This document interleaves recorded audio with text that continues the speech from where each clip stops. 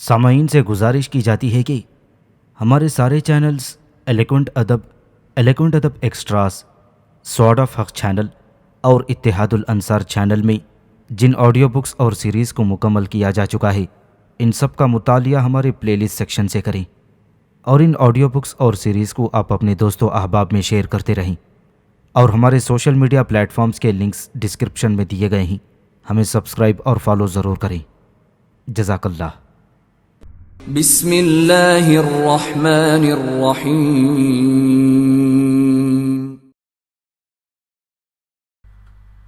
ابلیکا، صدیوں کے سکوت میں لپٹی ایک حسین داستان۔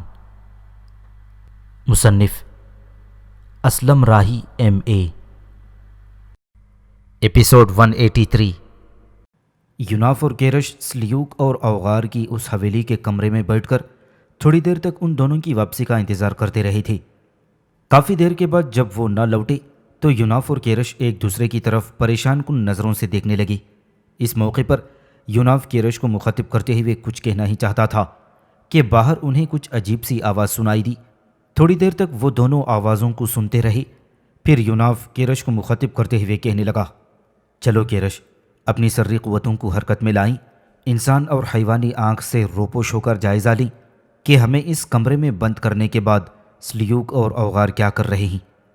اس پر کیرش یوناف کے پہلو سے پہلو ملاتے ہوئے بڑی رازداری میں کہنے لگی، یہ نہ ہو کہ ہم اپنی سری قوتوں کو حرکت میں لا کر یہاں سے نکل جائیں تو وہ ہماری تلاش میں اس کمرے میں آ داخل ہوں۔ اس پر یوناف کہنے لگا، اگر ایسا ہوا تو پھر ہم دونوں اپنی سری قوتوں کو حرکت میں لاتے ہوئے اس کمرے میں آ موجود ہوں گے۔ چلو اب دیکھیں وہ دونوں کیا کر رہے ہیں۔ کیرش نے یوناف کی اس تجویز سے اتفاق کیا۔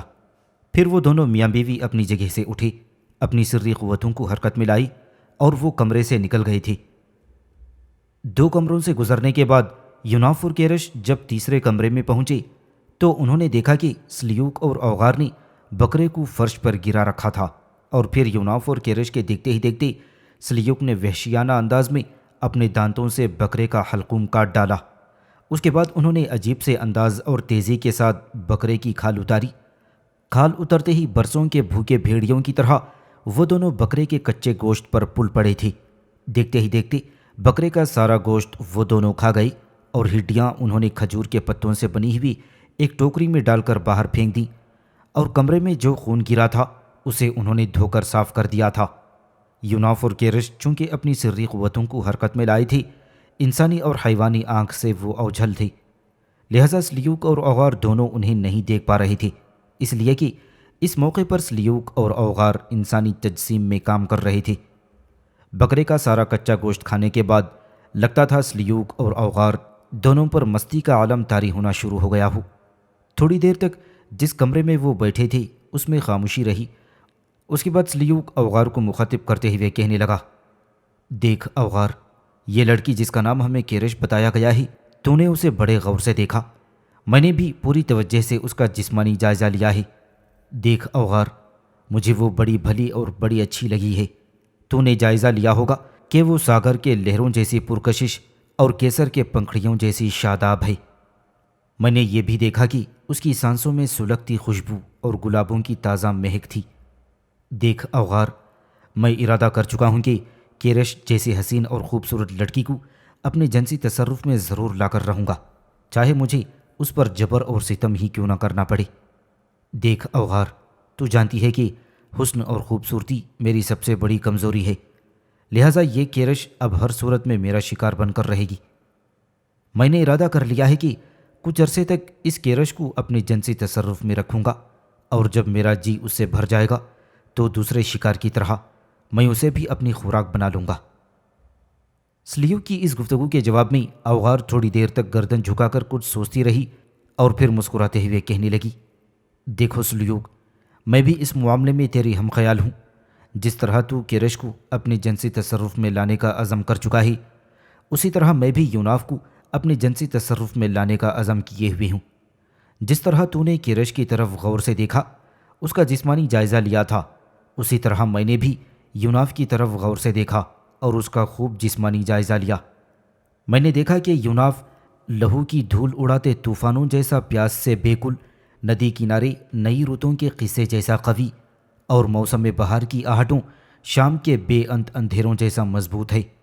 اس کی جسمانی اٹھان وحشتناک داستانوں کی سماعت اجنبی ویرانوں کے فاصلوں میں لپٹی خاموشیوں اور ظلمتوں کے بھور میں گھنے سناٹوں کی رقص جیسی ہے۔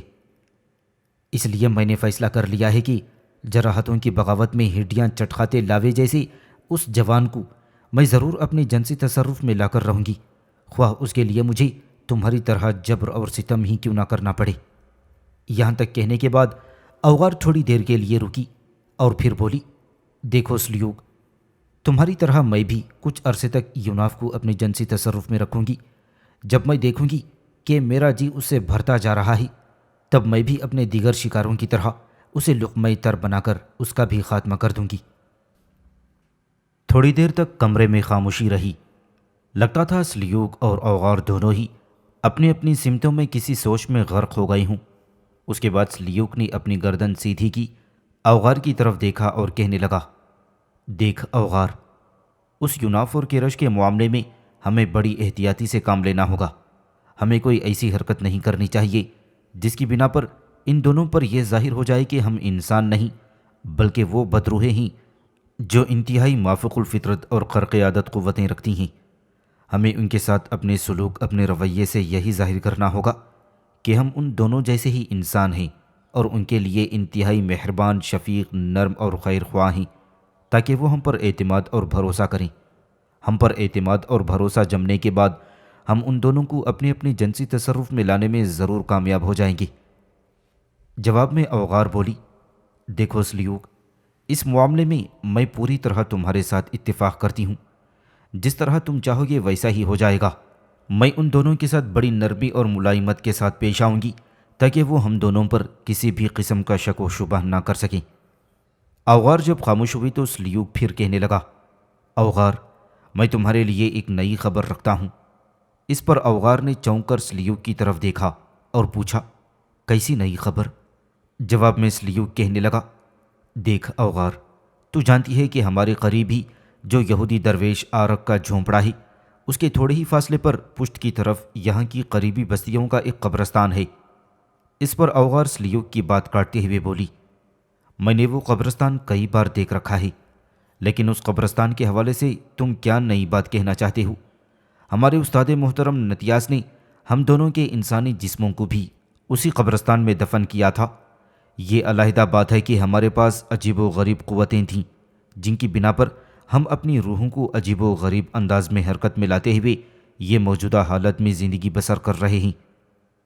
اس پر سلیوک پھر بولا، دیکھ اوغار، جو بات میں کہنا چاہتا ہوں وہ یہ ہے کہ اس قبرستان میں پہلے صرف اکیلا بوڑھا گورکن رہتا تھا جس کا نام ملکہ تھا۔ میرے خیال میں اس بوڑھے گورکن کو تم نے دیکھ رکھا ہے۔ اس پر اوغار فوراً بولی، ہاں، میں نے ملکہ نام کے گورکن کو ایک نہیں کئی بار دیکھ رکھا ہے۔ اس پر سلیوک کہنے لگا، اگر یہ معاملہ ہے تو 2 دن ہوئے اس ملکہ کے پاس اس کے 2 مہمانوں نے قیام کر رکھا ہے۔ ان 2 مہمانوں میں سے ایک انتہائی حسین اور پرکشش نوجوان ہے جس کا نام لقیم ہے، اور ایک انتہائی خوبصورت پرجمال لڑکی ہے جس کا نام بوران ہے۔ یہ لقیم اور بوران دونوں بہن بھائی ہیں اور وہ اس گورکن ملکہ کی بہن کے دونوں بچے ہیں، اور یہ دونوں بہن بھائی اپنے ماموں ملکہ سے ملنے کے لیے آئے ہیں۔ میرا خیال ہے کہ یہ چند روز گورکن ملکہ کے پاس قیام کریں گے۔ میں چاہتا ہوں کہ جب تک ہمارے پاس اس محل میں قیام کرنے والی یوناف اور کیرش کو پوری طرح ہم اپنے اعتماد اور بھروسے میں نہیں لے لیتے، اس وقت تک ہمیں چاہیے کہ لقیم اور بوران کو اپنے جنسی تصرف میں لائیں۔ بولو، اس معاملے میں تمہارا کیا خیال ہے؟ جواب میں اوغار بے پناہ خوشی کا اظہار کرتے ہوئے کہنے لگی، دیکھو سلیوک، میں اس معاملے میں پوری طرح تمہارے ساتھ ہوں۔ میں تو چاہتی ہوں آج ہی اس کام کی ابتدا کریں۔ جواب میں سلیوک کہنے لگا، جو کچھ میں کہنا چاہتا ہوں وہ تم نے کہہ دیا ہے۔ سنو، آج آدھی رات کے قریب جب کہ ہر طرف سناٹا اور ہو کا عالم ہوگا، میں اور تم قبرستان کے اندر گورکن ملکہ کی رہائش گاہ میں داخل ہوں گی۔ ہمیں دیکھتے ہی وہ تینوں خوفزدہ ہو جائیں گی، اور اسی سے فائدہ اٹھاتے ہوئے میں لقیم کو اٹھا لوں گا اور تم بوران کو اٹھا لینا، اور دونوں کو اپنے اس محل میں لائیں گی۔ کچھ دن انہیں اپنے تصرف میں رکھیں گی اور ان سے اپنا جی بھرنے کے بعد انہیں اپنی خوراک بنا لیں گی۔ کہو کیسا رہے گا؟ اس پر اوغار سلیوک کی تائید کرتے ہوئے بولی، سلیوک، آج آدھی رات کے وقت تمہارے پروگرام کے مطابق ہم ضرور قبرستان میں داخل ہوں گے اور لقیم اور بوران کو اٹھا کر یہاں لانے کی کوشش کریں گے۔ ہم ضرور اپنے مقصد میں کامیاب رہیں گے۔ میرے خیال میں اب ہمیں یوناف اور کیرش کی خبر لینی چاہیے۔ وہ دونوں اکیلے بیٹھے ہوں گے اور یہ محسوس کر رہے ہوں گے کہ ہم بڑے بے تعلق اور بدسلوک قسم کے لوگ ہیں۔ میرے خیال میں ہمیں اٹھ کر ان کے کمرے کی طرف جانا چاہیے اور ان سے معذرت کرنی چاہیے کہ اس وقت ہمارے پاس کھانے کی کوئی چیز نہیں ہے۔ کل ان کی خوراک اور آرام کا خاطر خواہ بندوبست کیا جا سکتا ہے۔ اوغار اپنی جگہ پر اٹھ کھڑی ہوئی اور کہنے لگی، ہاں تمہارا کہنا درست ہے۔ اب آؤ تھوڑی دیر کے لیے یوناف اور کیرش کے پاس جا کر بیٹھتے ہیں۔ اس وقت یوناف اور کیرش بھی حرکت میں آئی۔ اپنی سری قوتوں کو حرکت میں لاتے ہوئے وہ واپس اس کمرے میں پہنچ گئی جہاں تھوڑی دیر پہلے وہ بیٹھے ہوئے تھے۔ پھر یوناف فوراً بولا اور کیرش کو مخاطب کرتے ہوئے کہنے لگا، کیرش، ہمیں فوراً ایک بار پھر اپنی سری قوتوں کو حرکت میں لاتے ہوئے اس کمرے سے نکلنا چاہیے۔ تم دیکھتی ہو کہ جس دروازے سے ہم اس کمرے میں داخل ہوئے ہیں، اس دروازے کے علاوہ اس کمرے کا ایک پشتی دروازہ بھی ہے جو پچھلے جنگل کی طرف کھلتا ہے۔ یہ دروازہ باہر کی طرف سے مقفل ہے۔ چلو اپنی سری قوتوں کو حرکت میں لاتے ہوئے باہر سے اس دروازے کو کھولیں اور پھر واپس سرائے میں اپنے کمرے کی طرف جائیں۔ ہاں، قیام کے دوران ہمیں سلیوک اور اوغار کے ایک اور پہلو کا پتہ چلا ہے، اور وہ یہ کہ دونوں ایک طرح کے جنسی جنونی بھی ہیں، لہٰذا اب ہمیں بڑی دیکھ بھال اور احتیاط کے ساتھ ان پر ہاتھ ڈالنا ہوگا۔ کیرش نے فوراً اس تجویز سے اتفاق کیا۔ دونوں میاں بیوی اپنی سری قوتوں کو حرکت میں لائی۔ پہلے وہ اس کمرے سے نکل کر پشتی جنگل میں نمودار ہوئے۔ دروازے کے باہر جو بوسیدہ اور زنگالود قفل لگا ہوا تھا، اسے وہ اپنی سری قوتوں کے ذریعے یوناف نے کھول دیا تھا۔ پھر دروازہ بھی اس نے کھول دیا۔ اس کے بعد وہ جنگل میں محل کے گرد چکر لگاتے ہوئے اس سمت جانے کی کوشش کرنے لگے تھے جس طرف یہودی آرک کا جھونپڑا تھا۔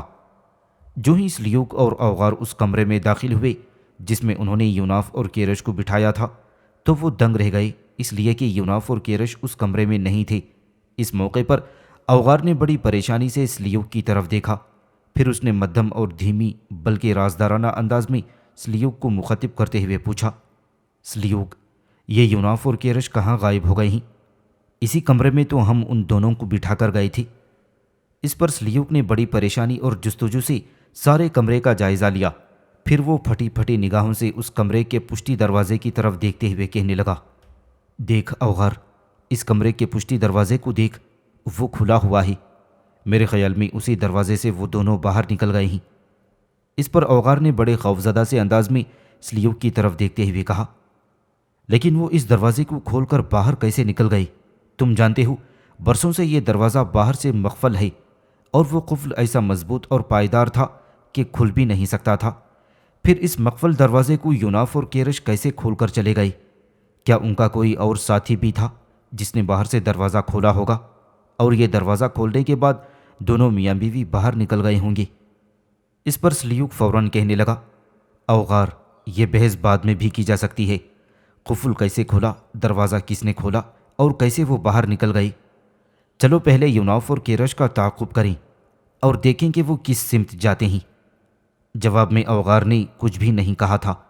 وہ دونوں بڑی تیزی سے پشتی کمرے سے نکل کر یوناف اور کیرش کا تعاقب کرنے لگے تھے۔ سلیوک اور اوغار ایک طرح سے یوناف اور کیرش کے پیچھے بھاگ کھڑے ہوئے تھے۔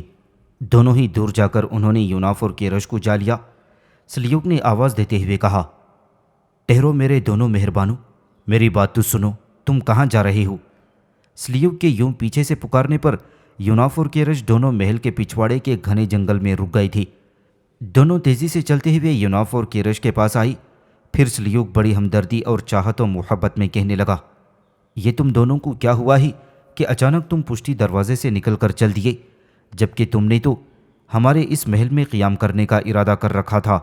اور پھر یہ بات ہمارے لیے مزید تعجب خیز ہے کہ وہ دروازہ بھی باہر سے مقفل تھا۔ پھر تم دونوں میاں بیوی نے دروازہ کیسے کھول لیا؟ اس پر یوناف فوراً کہنے لگا، دیکھو ہمارے دونوں مہربانوں، تم دونوں میاں بیوی ہمیں اس کمرے میں بٹھا کر چلے گئے۔ ہم تھوڑی دیر تک اس کمرے میں بیٹھ کر تم دونوں کا انتظار کرتے رہے۔ پھر ایسا ہوا کہ محل کا یہ پشتی دروازہ باہر سے کسی نے کھولا۔ پہلے کسی نے قفل میں چابی لگا کر قفل کھولا، اس کے بعد دروازے کے دونوں پٹ کھول دیے گئے۔ جب ہم دروازے کے قریب گئے تو ہم نے دیکھا کہ وہاں کوئی نہیں تھا۔ پھر ہم دونوں میاں بیوی باہر نکلے کہ دیکھیں دروازہ کس نے کھولا ہے۔ اب ہم یہاں تک آئے ہیں اور اس شخص کو ہم تلاش نہیں کر سکے کہ جس نے وہ تالا کھولا تھا۔ وہ دروازہ کھلنے سے ہم دونوں اپنی جانوں کے لیے خطرہ محسوس کرنے لگے تھے، لہٰذا ہم قفل کھولنے والے کو تلاش کرنے لگے۔ کیا تم میں سے کسی نے اس عقبی دروازے کا تالا تو نہیں کھولا؟ اس پر سلیوک نے اپنے پہلو میں کھڑی اوغار کی طرف بڑی گہری نگاہوں اور سوالیہ سے انداز میں دیکھا۔ نگاہوں ہی نگاہوں میں کوئی فیصلہ کرنے کے بعد سلیوک یوناف کو مخاطب کرتے ہوئے کہنے لگا، نہیں، ہرگز نہیں، ہم دونوں میں سے کسی نے بھی اس کمرے کا پشتی دروازہ نہیں کھولا۔ ہم دونوں کی سمجھ میں یہ بات نہیں آ رہی کہ وہ کون سا ایسا شخص ہے جس نے اس محل میں دخل اندازی کی اور اس برسوں پرانے تالے کو کھول کر دروازہ ہی کھول دیا اور تمہیں خوفزدہ اور ہراساں کرنے کی کوشش کی۔ بہرحال فکر مند ہونے کی ضرورت نہیں، تم دونوں میاں بیوی ہمارے ساتھ آؤ، اسی کمرے میں قیام کرو۔ ہم اس کمرے کو اندر اور باہر دونوں طرف سے مقفل کر دیتے ہیں اور پھر یہ دیکھتے ہیں کہ کس نے وہ دروازہ کھولا تھا۔ یقین کرو، ہم ہر صورت میں اس شخص کو تلاش کر کے رہیں گے جس نے وہ دروازہ کھول کر تم دونوں کو ہراساں کرنے کی کوشش کی ہے۔ اس ساری گفتگو میں یوناف اور کیرش نے محسوس کیا کہ سلیوک اور اوغار آنکھیں نہ جھپکتے تھی اور ان کی آنکھیں لگتا تھا جیسے پتھر کی طرح منجمد ہوں۔ تھوڑی دیر تک یوناف نے باری باری دونوں کو غور سے دیکھا اور پھر وہ کہنے لگا، اب جب کہ ہم اس کمرے سے نکل آئے ہیں تو میرے خیال میں ہم پھر کسی وقت تم دونوں کے پاس آئیں گے۔ اس کمرے میں بیٹھ کر ہم دونوں نے تمہارا کافی انتظار کیا۔ جب تم نہیں لوٹے تو ہم دونوں نے یہی اندازہ لگایا کہ تم ہم سے ملنے پر خوش نہیں ہو۔ اس پر اوغار نے فوراً یوناف کی بات کاٹتے ہوئے کہا، ہرگز نہیں، ایسی کوئی بات نہیں ہے، بلکہ ہم تو تمہیں اس محل میں خوش آمدید کہتے ہیں۔ یوں جانو کہ تم دونوں کی حیثیت ہمارے یہاں اس محل میں محترم اور ذی عزت مہمان کی سی ہے۔ دراصل بات یہ ہے کہ محل میں اس وقت تم دونوں کو کھلانے کے لیے کوئی چیز موجود نہیں تھی، لہٰذا ہم دونوں میاں بیوی پشیمان اور شرمندہ سے ہو کر اپنے کمرے میں بیٹھ گئے تھے کہ تم لوگوں کی کیا خدمت اور میزبانی کر سکیں گے۔ پھر اسی سوچ بچار میں تم دونوں کے پاس لوٹنے میں ہمیں تاخیر ہوئی۔ اس پر یوناف کہنے لگا، اگر یہ معاملہ ہے تو پھر میں اور کیرش جاتے ہیں، سرائے میں جا کر کچھ کھا پی لیں گے، اس کے بعد پھر کسی دن تم دونوں سے ملنے کے لیے آ جائیں گے۔ اس پر اوغار فوراً بولی، یہ زیادتی ہے، آپ دونوں کو اجنبیوں کی طرح رخصت نہیں ہونا چاہیے۔ اس بار کیرش اوغار کو مخاطب کرتے ہوئے کہنے لگی، دیکھو میری بہن، جب تمہارے پاس ہمیں پیش کرنے کے لیے کچھ ہے ہی نہیں تو میں سمجھتی ہوں یہاں قیام کرنا اچھا نہیں۔ ہم چند دنوں میں پھر آئیں گے، اپنے اور تمہارے لیے اپنے ساتھ کھانے پینے کا سامان بھی لے کر آئیں گے۔ میں سمجھتی ہوں کہ ویرانوں میں تعمیر ہونے والے اس محل میں تم دونوں کو کھانے پینے کی اشیاء وافر مقدار میں میسر نہیں ہے، اور میرا یہ اندازہ ہے کہ آس پاس کی بستیوں کے لوگ تم دونوں سے تعاون بھی نہیں کرتے۔ اس پر اوغار کہنے لگا، تمہارا اندازہ درست ہے کیرش، لیکن اس کے باوجود ہم تم جیسے مہمانوں کو ہر وقت اس محل میں خوش آمدید کرنے کے لیے تیار ہیں۔ اس پر یوناف فیصلہ کن انداز میں بولا، ابھی ہم چلتے ہیں، پھر کسی روز تم دونوں کی طرف چکر لگائیں گے۔ اس بار سلیوک کہنے لگا، چونکہ یہ محل تقریباً جنگل میں واقع ہے، اس کے پشتی حصے میں خصوصیت کے ساتھ دور دور تک جنگل پھیلا ہوا ہے، اور اس جنگل میں ہی نہیں بلکہ اس محل کے سامنے اور دائیں بائیں بھی کافی تعداد میں زہریلے سانپ پائے جاتے ہیں، بلکہ کچھ لوگوں سے یہ بھی سنا گیا ہے کہ اس محل کے اطراف واقع اس جنگل میں بڑے خونخوار اژدھے بھی پائے جاتے ہیں۔ لہٰذا میں تم دونوں کو نصیحت کروں گا کہ کسی نہ کسی طرح آج رات اسی محل میں کاٹو، پھر صبح جب تم رخصت ہونا چاہو گی تو ہم تمہاری راہ نہیں روکیں گے۔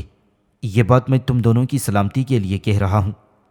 سلیوک کی اس نصیحت کے جواب میں یوناف کہنے لگا، سلیوک، میں تمہارا شکر گزار ہوں کہ تم میری اور کیرش کی سلامتی پر فکر مند ہو، لیکن اب جب کہ ہم دونوں واپس جانے کا ارادہ کر ہی چکے ہیں تو میں سمجھتا ہوں کہ ہمارے لیے کوئی خطرہ اور اندیشہ نہیں ہے۔ اب میں آپ دونوں سے رخصت کی اجازت لیتا ہوں، اس وعدے کے ساتھ کہ چند روز تک ہم دونوں پھر لوٹ کر آئیں گے۔ اس کے ساتھ ہی یوناف نے کیرش کا ہاتھ پکڑا اور اس کی طرف دیکھتے ہوئے کہنے لگا، چلو کیرش، اب چلتے ہیں۔ کیرش چپ چاپ اس کے ساتھ ہو لی تھی۔ تھوڑا سا آگے جا کر یوناف اور کیرش نے پیچھے مڑ کر دیکھا، سلیوک اور اوغار ابھی تک وہیں کھڑے تھے پھر ان کی طرف سے نگاہیں ہٹا کر یوناف اور کیرش تیزی سے آگے بڑھنے لگے تھے۔ یوناف اور کیرش تھوڑا سا ہی آگے گئے ہوں گے کہ ایک دم یوناف کی گردن پر ابلیکا نے لمس دیا۔ پھر ابلیکا کی گھبرائی اور پریشان سی آواز سنائی دی۔ وہ کہنے لگی، یوناف اور کیرش دونوں سنبھل جاؤ۔ سلیوک اور اوغار اپنی سری قوتوں کو استعمال کرتے ہوئے تم دونوں سے چند قدم آگے بہت بڑے ازدھوں کی شکل میں اپنے پھن اٹھائی تمہاری راہ روکے ہوئے ہیں۔ وہ ہر صورت میں تمہیں واپس محل میں لے جانا چاہتے ہیں، لہٰذا محتاط رہنا اور اپنی سری قوتوں کو حرکت میں لاتے ہوئے اس سے بچ نکلنے کی کوشش کرنا۔ میں بس یہی اطلاع تمہیں دینا چاہتی تھی، تم فکر مند مت ہونا۔ اگر ان دونوں نے تمہیں کوئی نقصان پہنچانے کی کوشش کی تو میں یہی ہوں اور ان دونوں کے خلاف حرکت میں آنے کی کوشش کروں گی۔ اس کے ساتھ ہی ابلیکا لمس دیتی ہوئی علیحدہ ہو گئی۔ ابلیکا کی اس اطلاع پر یوناف نے کیرش کے کان میں کچھ سرگوشی کی، جسے سن کر کیرش لمحہ بھر کے لیے فکر مند ہو گئی تھی۔ پھر جب اس نے دیکھا کہ یوناف کے لبوں پر مسکراہٹ ہے تو اس نے بھی مسکراہٹ اپنے لبوں پر بکھیر لی تھی۔ پھر دونوں میاں بیوی آگے بڑھے۔ چند ہی قدم آگے بڑھے ہوں گے کہ ان کے سامنے سیاہ رنگ کے دو بڑے ازدھے کھڑے ہوئے تھے۔ ان کی آنکھیں چار بڑے بڑے قمقموں کی شکل میں چمک رہی تھیں۔ ان کی چمک براہ راست یوناف اور کیرش پر پڑ رہی تھی۔ وہ ازدھے اتنے بڑے تھے کہ رات کی تاریکی میں وہ جنگل کے اندر کھڑے ستون کی طرح دکھائی دیتے تھے۔ گو ابلیکا ان دونوں ازدھوں کے متعلق یوناف اور کیرش کو پہلے سے ہی اطلاع کر چکی تھی، لیکن انہیں دیکھتے ہی یوناف اور کیرش مصنوعی انداز میں چونک پڑے تھے اور پھر ایک دوسرے کا ہاتھ تھامے واپس بھاگے اور جھاڑیوں کے ایک بہت بڑے جھنڈ کے پیچھے چلے گئے۔ انہیں یوں اپنے سامنے بھاگتے دیکھ کر دونوں ازدھے بھی پھونکارتے ہوئے ان کے پیچھے لگ گئے تھے۔ دوسری طرف یوناف اور کیرش اپنی سری قوتوں کو حرکت میں لائی اور جنگل سے نکل کر وہ یہودی درویش آرک کے پاس جا نمودار ہوئے۔ دونوں ازدھے جب جھنڈ کے قریب آئی جس کی اوٹ میں یوناف اور کیرش جا کر چھپے تھے، جب انہوں نے وہاں کچھ نہ دیکھا تو تھوڑی دیر تک دونوں ازدھوں نے عجیب سے انداز میں ایک دوسرے کی طرف دیکھا۔ پھر رات کی تاریکی میں دونوں ازدھے حرکت میں آئی اور چند ہی لمحوں بعد انہوں نے سلیوک اور اوغار کا روپ دھار لیا تھا۔ اپنا روپ بدلتے ہی سلیوک بولا اور اوغار کو مخاطب کرتے ہوئے کہنے لگا، یوناف اور کیرش دونوں جھاڑیوں کے اسی جھنڈ کے پیچھے آ کر چھپے تھے۔ ہم نے ان کے پیچھے آنے میں بالکل کوئی دیر اور تاخیر بھی نہیں کی، پھر بھی وہ یوں لمحوں کے اندر کیسے اور کہاں غائب ہو گئے ہیں؟ اس پر اوغار جواب دیتے ہوئے کہنے لگی، جہاں تک میں اندازہ لگا چکی ہوں وہ یہاں کہیں نزدیک نہیں ہے، اس لیے کہ یہاں نزدیک کہیں بھی مجھے انسانی جسم کی بو باس نہیں آ رہی۔ وہ یہاں سے بھاگ کر کہیں دور جا چکے ہیں۔ اس پر سلیوک پریشانی کا اظہار کرتے ہوئے کہنے لگا، لیکن اس قدر محدود لمحوں کے اندر وہ بھاگ کر کیسے اتنی دور جا سکتے ہیں کہ ہماری حسیات سے بھی وہ باہر نکل جائیں؟ اوغار جواب دیتے ہوئے کہنے لگی، یوناف اور کیرش کے اس طرح غائب ہو جانے سے مجھے یہ اندیشہ ہوتا ہے کہ وہ عام انسان نہیں ہیں۔ اگر وہ عام انسان ہوتے تو رات کی تاریکی میں جنگل کے اندر دو ازدھوں کو اپنے سامنے دیکھ کر ان پر دہشت طاری ہو جاتی اور وہ بے ہوش ہو کر گر جاتے۔ انہوں نے اتنی جرأت مندی اور دلیری کا مظاہرہ کیا کہ ایک دوسرے کا ہاتھ پکڑ کر وہ پیچھے بھاگے، جھنڈ کے پیچھے آئے اور پھر نہ جانے کہاں غائب ہو گئے۔ ایسا ہر کوئی نہیں کر سکتا۔ یہ بڑی دلیری جرأت مندی کا کام ہے، اور ہمیں اب یہ بھی دیکھنا ہے کہ اس یوناف اور کیرش کی اصلیت کیا ہے اور کون سا حربہ استعمال کرتے ہوئے یہ ساعتوں کے اندر جھاڑیوں کے اس جھنڈ سے ہماری حسیات کی حدود سے بھی باہر چلے گئے ہیں۔ سلیوک نے اوغار کی اس گفتگو کو بڑے انہماک سے سنا تھا۔ تھوڑی دیر تک خاموش رہ کر وہ کچھ سوچتا رہا۔ اس موقع پر اوغار پھر بولی اور پوچھنے لگی، آخر تم کس موضوع پر سوچ رہے ہو؟ سلیوک بولا اور کہنے لگا، محل کا پشتی دروازہ جو برسا برس سے بند تھا وہ کیسے کھل گیا اور کس طرح یوناف اور کیرش اس دروازے سے نکل کر ہمارے ہاتھوں سے بچ نکلنے میں کامیاب ہو گئے؟ اس پر اوغار بولی اور کہنے لگی، میں بھی پریشان ہوں کہ یوناف اور کیرش وہ دونوں تو کمرے کے اندر تھے، گو اس کمرے کا دروازہ اندر سے بھی بند تھا، لیکن حقیقی معنوں میں تو کمرے کے اندر بہت بڑا قفل لگا ہوا تھا اور اس قفل کا کسی عام آدمی کا کھولنا مشکل نہیں بلکہ ناممکن تھا۔ اس پر سلیوک کہنے لگا، کہیں ایسا تو نہیں کہ یہ حرکت یہودی درویش آرک کی ہو؟ اس لیے کہ اپنی گفتگو میں یوناف اور کیرش دونوں نے یہودی درویش آرک کا ذکر کیا تھا۔ اس کا مطلب یہ ہے کہ یہ دونوں آرک کے خوب جاننے والے ہیں۔ ہو سکتا ہے کہ آرگ ان دونوں کو ہمارے ہاتھوں سے بچانا چاہتا ہو اور پشتی دروازہ کھول کر اس نے ان دونوں کو محل سے بھاگنے کا موقع فراہم کر دیا ہو۔ اس پر اوغار کہنے لگی، تمہارا اندازہ بھی درست ہو سکتا ہے سلیوک، اگر یہودی درویش آرگ نے یہ حرکت کی ہے تو وہ بھی ہمارے ہاتھوں سے بچ نہ سکے گا۔ اس پر سلیوک نے بے پناہ غصہ اور غضبناکی کا اظہار کرتے ہوئے کہا، بس اوغار، یوں جانو کہ آج کی رات اس یہودی درویش آرگ کی زندگی کی آخری رات ہوگی۔ اس کے ساتھ ہی سلیوک اور اوغار نے پھر اپنا روپ بدلا اور وہ دونوں چھوٹے سانپوں کی شکل میں محل کے عقبی جنگل کے اندر سرسرانے لگے تھے۔ یوناف اور کیرش دونوں یہودی درویش آرگ کے جھونپڑے کے قریب نمودار ہوئے۔ وہاں نمودار ہوتے ہی یوناف کیرش کو مخاطب کرتے ہوئے کہنے لگا، چلو کیرش، آرگ کے جھونپڑے میں داخل ہوتے ہیں اور اسے بتاتے ہیں کہ ہم دونوں نیتیاس کے محل میں داخل ہوئے تھے، وہاں تھوڑی دیر قیام کیا اور وہاں سے بحفاظت نکل کر اس کی طرف لوٹے ہیں۔ اس پر کیرش فوراً بولی اور کہنے لگی، دیکھو یوناف میرے حبیب، ہم ضرور آرگ کے جھونپڑے میں داخل ہوتے ہیں، لیکن آرگ کے پاس جانے سے پہلے ہمیں قبرستان کے گورکن ملکہ، اس کے بھانجے لقیم، بھانجے بوران سے متعلق بھی کچھ سوچنا ہوگا۔ آپ نے سلیوک اور اوغار کی گفتگو سنی تھی، وہ آج آدھی رات کے قریب گورکن ملکہ کی رہائش میں داخل ہو کر لقیم اور بوران کو اٹھانے کی کوشش کریں گے، اور انہوں نے یہ بھی کہا تھا کہ وہ پچھل پیروں کے روپ میں گورکن ملکہ کی رہائش گاہ میں داخل ہوں گے اور لقیم اور بوران کو اٹھا کر محل میں لے جائیں گے، جہاں وہ انہیں اپنی جنسی تسکین کا ذریعہ بنائیں گے، اور جب جی بھر جائے گا تو انہیں اپنی خوراک بنا ڈالیں گے۔ کیرش کی یہ گفتگو سن کر یوناف کسی قدر سنجیدہ ہو گیا اور پھر وہ کہنے لگا، دیکھو کیرش، تھوڑی دیر تک آرگ کے پاس بیٹھتے ہیں، یہاں سے نکل کر سیدھے سرائے میں جائیں گے، وہاں کھانا کھانے کے بعد قبرستان کا رخ کریں گے، گورکن ملکہ سے ملیں گے اور آنے والے حالات سے اسے آگاہ کرتے ہوئے ان کی حفاظت کا بندوبست کریں گے۔ اس پر کیرش بے پناہ خوشی کا اظہار کرتے ہوئے کہنے لگی، یوناف میرے حبیب، بس میں آپ کے منہ سے ایسے ہی الفاظ سننا چاہتی تھی، آپ نے یہ بات کر کے میرا دل خوش کر دیا ہی۔ چلیں اب آرگ سے ملتے ہیں، اس کے بعد سرائے کا رخ کرتے ہیں، وہاں ہم دونوں کھانا کھانے کے بعد پھر گورکن ملکہ کی رہائش گاہ کا رخ کریں گے۔ اس کے ساتھ ہی یوناف اور کیرش دونوں پہلو بہ پہلو آرگ کے جھونپڑے میں داخل ہو گئے تھے۔ جو ہی دونوں میاں بیوی جھونپڑے میں داخل ہوئے، انہوں نے دیکھا کہ یہودی درویش آرگ ابھی تک جاگ رہا تھا۔ سردی چونکہ اپنے عروج پر تھی، لہٰذا آرگ کے سامنے کچی مٹی کی انگیٹھی میں آگ سلگ رہی تھی۔ یوناف اور کیرش دونوں کو اپنے جھونپڑے میں دیکھتے ہوئے آرگ چونک پڑا تھا اور اپنی جگہ پر وہ اٹھ کھڑا ہوا۔ یوناف اور کیرش آگے بڑھے، پھر یوناف آرگ کو مخاطب کرتے ہوئے کہنے لگا، اے بزرگ آرگ، ہم تھوڑی دیر آپ کے پاس بیٹھنا چاہتے ہیں، آپ ہمارے یہاں داخلے اور قیام کا برا تو نہیں مانیں گے؟ اس پر آرگ بے پناہ شفقت اور نرمی کا اظہار کرتے ہوئے کہنے لگا، میرے بچوں، میں تمہاری آمد پر بے حد خوش ہوا ہوں، برا کیوں مناؤں گا؟ بیٹھو میرے ساتھ، تمہاری یہاں موجودگی سے میرے حوصلوں میرے ولولوں میں پختگی آئی ہے۔ اس کے ساتھ ہی آرگ پھر اپنی نشست پر بیٹھ گیا۔ اس کے سامنے یوناف اور کیرش بھی بیٹھ گئے تھے اور اپنے ہاتھ انہوں نے مٹی کی انگیٹھی میں جلتی آگ پر پھیلا دیے تھے۔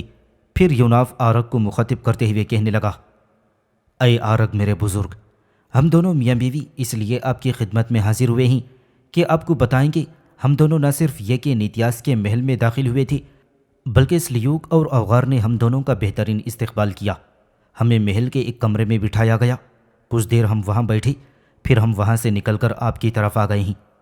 اس پر آرگ شک و شبہ کی نگاہ سے یوناف کی طرف دیکھتے ہوئے کہنے لگا، دیکھو بیٹی، جو بات تم نے کہی ہے میرا جی اسے مانتا نہیں ہے، گو میں ظاہری طور پر تمہاری اس بات کا اعتبار کر لیتا ہوں، لیکن یقین مانو میرا دل اسے تسلیم کرنے کے لیے ہرگز تیار نہیں ہے، اس لیے کہ آج تک جو بھی نیتیاس کے اس محل میں داخل ہوا اپنی جان سے ہاتھ دھو بیٹھا اور اسے محل سے باہر نکلنا نصیب نہ ہوا۔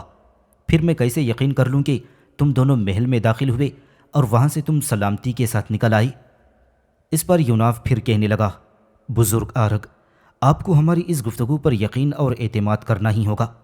اگر آپ کہیں تو میں آپ کو سلیوک اور اوغار کا حلیہ بتا دوں، جبکہ اس سے پہلے ان کو ہم میاں بیوی نے نہیں دیکھا تھا۔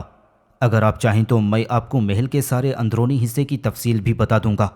اگر آپ پسند کریں تو میں آپ کو محل کے اطراف کی صورتحال بھی بتا دوں کہ اس کے کس طرف گھنا اور کس طرف کم گھنا جنگل ہے۔ کیا میں آپ کو یہ بھی بتا دوں کہ محل کے باہر نواحی بستی کے لوگوں نے جو بکرا آج ان دونوں کے لیے پیش کیا تھا، اس بکرے کی حالت ہم نے یوں دیکھی کہ سلیوک نے اپنے تیز اور خونخوار دانتوں سے اس بکرے کا حلقوم کاٹ ڈالا۔ پھر عجیب سے وحشیانہ انداز میں سلیوک اور اوغار نے اس بکرے کی کھال کو اتارا، اور پھر سارا بکرا وہ دونوں میاں بیوی مزے لے کر کھا گئے تھے اور ہڈیاں ایک ٹوکری میں ڈال کر باہر پھینک دیں۔ یہ پہلا موقع ہے کہ میں نے کسی کو یوں رغبت کے ساتھ کچا گوشت کھاتے ہوئے دیکھا ہے۔ یوناف کے اس انکشاف پر آرک چونک سا پڑا تھا۔ پھر وہ بڑے عجیب سے انداز میں یوناف کی طرف دیکھتے ہوئے کہنے لگا، جو گفتگو میرے عزیز تم نے کہی ہے وہ اس بات کا پکا اور پختہ ثبوت ہے کہ تم دونوں میاں بیوی یقیناً نتیاس کے محل میں داخل ہو کر وہاں سے بچ نکلنے میں کامیاب ہوئے ہو، اور تمہاری اس کامیاب مہم پر میں تم دونوں کو سلام پیش کرتا ہوں۔ اب بولو تمہارا کیا ارادہ ہے؟ یوناف بڑی انکساری سے کہنے لگا، میرے بزرگ آرگ، اس وقت میں اور میری بیوی کیرش دونوں سرائی کی طرف جائیں گے کیونکہ ہم بھوک محسوس کر رہے ہیں۔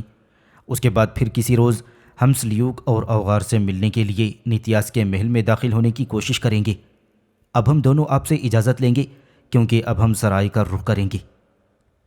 جواب میں آرگ مسکرا اٹھا، جبکہ یوناف اور کیرش دونوں اٹھے اور آرگ کے جھونپڑے سے وہ نکل گئے تھے۔ یوناف اور کیرش ابھی تھوڑا ہی دور گئے ہوں گے، وہاں جا کر وہ اپنی سری قوتوں کو حرکت میں لا کر غائب ہونا ہی چاہتے تھے کہ انہوں نے اپنے پیچھے آرگ کے جھونپڑے میں ایک ہولناک اور موت کو پکارتی ہوئی چیخ سنی۔ یہ چیخ یقیناً آرگ کی ہی تھی۔ یہ چیخ سن کر کیرش سہم سی گئی، پھر اس نے یوناف کا ہاتھ تھام لیا اور خوفزدہ سے لہجے میں کہنے لگی، لگتا ہے یہ چیخ آرگ کی ہے کیونکہ اسی کے جھونپڑے سے بلند ہوئی ہے۔ لگتا ہے آرگ پر کسی نے وحشیانہ انداز میں حملہ کر دیا ہے۔ جواب میں یوناف نے کچھ نہ کہا، بس وہ کیرش کا ہاتھ پکڑ کر آرگ کے جھونپڑے کی طرف بھاگ کھڑا ہوا تھا۔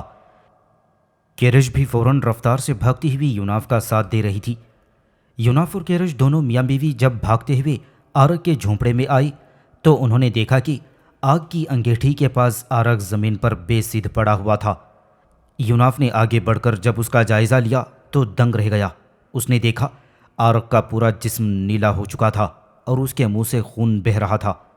یہ صورتحال دیکھتے ہوئے یوناف فکر مندی سے کیرش کی طرف دیکھتے ہوئے کہنے لگا، لگتا ہے اسے کسی انتہائی زہریلے سانپ نے ڈس لیا ہے۔ کیرش اپنا منہ یوناف کے قریب لے گئی اور کہنے لگی، رات کی اس تاریکی میں ہمارے اس کے پاس سے رخصت ہونے کے بعد سلیوک اور اوغار کے علاوہ اور کون اسے ڈس سکتا ہے؟ کیرش کی اس گفتگو سے یوناف کے چہرے پر انتہائی سخت اور غضبناک جذبے بکھر گئے تھے۔ اس نے آرگ کی نبض پر ہاتھ رکھا، اس کے چہرے پر ہلکی سی مسکراہٹ نمودار ہوئی، اور پھر وہ کیرش کو مخاطب کرتے ہوئے کہنے لگا، آرگ ابھی زندہ ہے، مرا نہیں ہے، میں اس کا زہر دور کرنے کی کوشش کرتا ہوں۔ اس کے ساتھ ہی یوناف اپنی سری قوتوں کو حرکت میں لایا۔ اپنے دانت اس نے آرگ کے بازو میں گاڑ دیے تھے، پھر اس قدر قوت کے ساتھ اس نے سانس کھینچا کہ آرگ کے جسم میں پھیلا ہوا سارا زہر چوس کر اس نے اپنے منہ میں جمع کر لیا اور پھر اسے باہر پھینک دیا تھا۔ اب یوناف کی اس کارروائی سے آرگ سنبھل گیا تھا، اس کی جسمانی حالت بھی ٹھیک ہو گئی، منہ سے خون بہنا بھی بند ہو گیا۔ پھر یوناف جھونپڑے کے ایک کونے میں گیا، وہاں پانی کا ایک برتن پڑا ہوا تھا، اس سے پانی لے کر 2-3 بار اس نے کلی کی۔ اتنی دیر تک کیرش نے سہارا دے کر آرگ کو اٹھایا اور انگیٹھی کے پاس لا بٹھایا۔ تھوڑی دیر تک آرگ بڑی ممنونیت سے کبھی یوناف اور کبھی کیرش کی طرف دیکھتا رہا، پھر اس کی سہمی سہمی اور خوفزدہ سی آواز سنائی دی، میرے دونوں اجنبی اور ناآشنا مہمانوں، میرے پاس الفاظ نہیں ہیں جنہیں ادا کر کے میں تم دونوں کا شکریہ ادا کر سکوں۔ دیکھو جو کچھ میرے ساتھ بیتی اس کے بعد میرا بچنا ناممکن تھا، لیکن تم دونوں میاں بیوی نے میرے لیے ناممکن کو ممکن کر دکھایا۔ میں نے دیکھ لیا تھا کہ میرے جسم میں زہر پھیل چکا تھا، میرے منہ سے خون بہہ نکلا تھا، بلکہ یوں جانو کہ میں موت کے فرشتوں کو اپنے سامنے حرکت کرتے ہوئے دیکھ رہا تھا، لیکن تم نے میری موت کے ہیولوں کو زندگی میں بدل دیا۔ یوں جانو کہ آج رات کی تاریکی میں پہلی بار میں نے تمہاری اصلیت کو جانا اور پہچانا ہے۔ سنو میرے بچوں، تم دونوں امن کا تلاطم اور ولولہ اور سلامتی کا ہیجان اور ارمان ثابت ہوئے ہو۔ میرے لیے تم دونوں خونی انگڑائی، تیزابی تلخیوں، موت کے پیغام، مرگ کی حشر سامانیوں کے سامنے دل کی آرزو، روح کی امید، حیات کی موج اور زیست کا کمال بن کر نمودار ہوئے ہو۔ یہاں تک کہنے کے بعد آرگ جب خاموش ہوا تو یوناف بولا اور کہنے لگا، بزرگ آرگ، تمہیں شکریہ ادا کرنے کی ہرگز کوئی ضرورت نہیں۔ یوں جانو کہ ہم دونوں تمہارے بچوں کی جگہ ہیں، بس تمہاری حفاظت کرنا ہمارا فرض تھا۔ اب تم ہمیں یہ بتاؤ کہ ہمارے اس جھونپڑے سے نکلنے کے بعد تم پر کیا بیتی، کیا چیز تھی جس نے تمہارے جسم میں اس قدر زہر بھر دیا اور تمہارے منہ سے خون بہہ نکلا؟ جواب میں آرگ بولا اور کہنے لگا، یوناف میرے بیٹے، اگر تم دونوں میاں بیوی تھوڑی دیر تک نہ پہنچتی تو یقیناً میری روح میرے جسم کی قفس سے پرواز کر چکی ہوتی۔ میں تمہیں بتاتا ہوں کہ تم دونوں کی یہاں سے موجودگی کے بعد مجھ پر کیا بیتی۔ دیکھو میرے بچوں، جب تم دونوں یہاں سے نکل گئے تو تھوڑی ہی دیر بعد اچانک میرے جھونپڑے میں 2 سانپ نمودار ہوئے۔ 2 سیاہ رنگ کے انتہائی زہریلے سانپ تھے جو میرے قریب آ کر اپنے پھن اٹھا کر کھڑے ہو گئے اور بڑے زہریلے انداز میں میری طرف دیکھنے لگے تھے۔ پھر ان دونوں سانپوں کی نگاہیں آپس میں ٹکرائیں۔ اس کے بعد انہوں نے بیک وقت مجھے ڈس لیا تھا۔ ان کے ڈستے ہی میرے منہ سے دکھ اور تکلیف کے باعث ایک کرب خیز چیخ نکلی تھی، اور یہ چیخیں سنتے ہی وہ دونوں سانپ جھونپڑے سے بھاگ گئی، جبکہ میرا جسم نیلا ہو گیا، میرے منہ سے خون بہنے لگا۔ اسی وقت تم دونوں میاں بیوی جھونپڑے میں داخل ہوئے۔ اس کے بعد کیا بیتی یہ تم دونوں جانتے ہو۔ آرگ کے اس انکشاف پر یوناف تھوڑی دیر تک گردن جھکائی کچھ سوچتا رہا، پھر وہ بڑی دھیمی اور رازدارانہ سی آواز میں آرگ کو مخاطب کرتے ہوئے کہنے لگا، آپ کیا خیال کرتے ہیں وہ دونوں سانپ کیسے اور کہاں سے نکل آئی تھی؟ کیا اس سے پہلے بھی کبھی آپ کے ساتھ ایسا حادثہ پیش آیا ہے؟ اس پر آرگ کہنے لگا، دیکھو یوناف، حق بات یہ ہے کہ نتیاس کا جو قدیم اور پرانا محل ہے اس کے اطراف میں جو جنگل ہے اس میں کوئی سانپ نہیں ہے۔ ایسا زہریلا سانپ تو بہت دور کی بات اس جنگل میں چوہے کھانے والا سانپ تک نہیں پایا جاتا، اس لیے کہ اس جنگل میں بلی کے قد کاٹ کے برابر تک کا نیولا خوب وافر تعداد میں پایا جاتا ہے۔ اس کے ہوتے ہوئے کوئی سانپ اس جنگل میں کیسے اور کیوں کر رہ سکتا ہے؟ دیکھو میں تم پر حقیقت واضح کر دوں کہ جو 2 سانپ میرے جھونپڑے میں نمودار ہوئے اور جنہوں نے مجھے ڈسا وہ سلیوک اور اوغار کے علاوہ اور کوئی نہیں ہو سکتے، لہٰذا آج اگر انہوں نے مجھے ڈسا ہی تو تم بھی ان سے محتاط رہنا، کل یہی حرکت وہ تمہارے ساتھ بھی کر سکتے ہیں۔ اس پر یوناف مسکراتے ہوئے کہنے لگا، آرگ میرے بزرگ، اب نہ تمہیں اپنی اور نہ ہی ہم دونوں کی سلامتی کے متعلق فکر مند ہونا چاہیے۔ اب اپنے ساتھ ساتھ ہم تمہاری سلامتی کا بھی بہترین بندوبست کریں گے۔ دیکھو میرے بزرگ، اب سلیوک اور اوغار کی طرف سے تمہیں مسلسل خطرہ رہے گا، لہٰذا میں چاہتا ہوں کہ آج کے بعد تم ہم دونوں میاں بیوی کے ساتھ رہو اور اس جھونپڑے کو چھوڑ کر ہمارے ساتھ چلو۔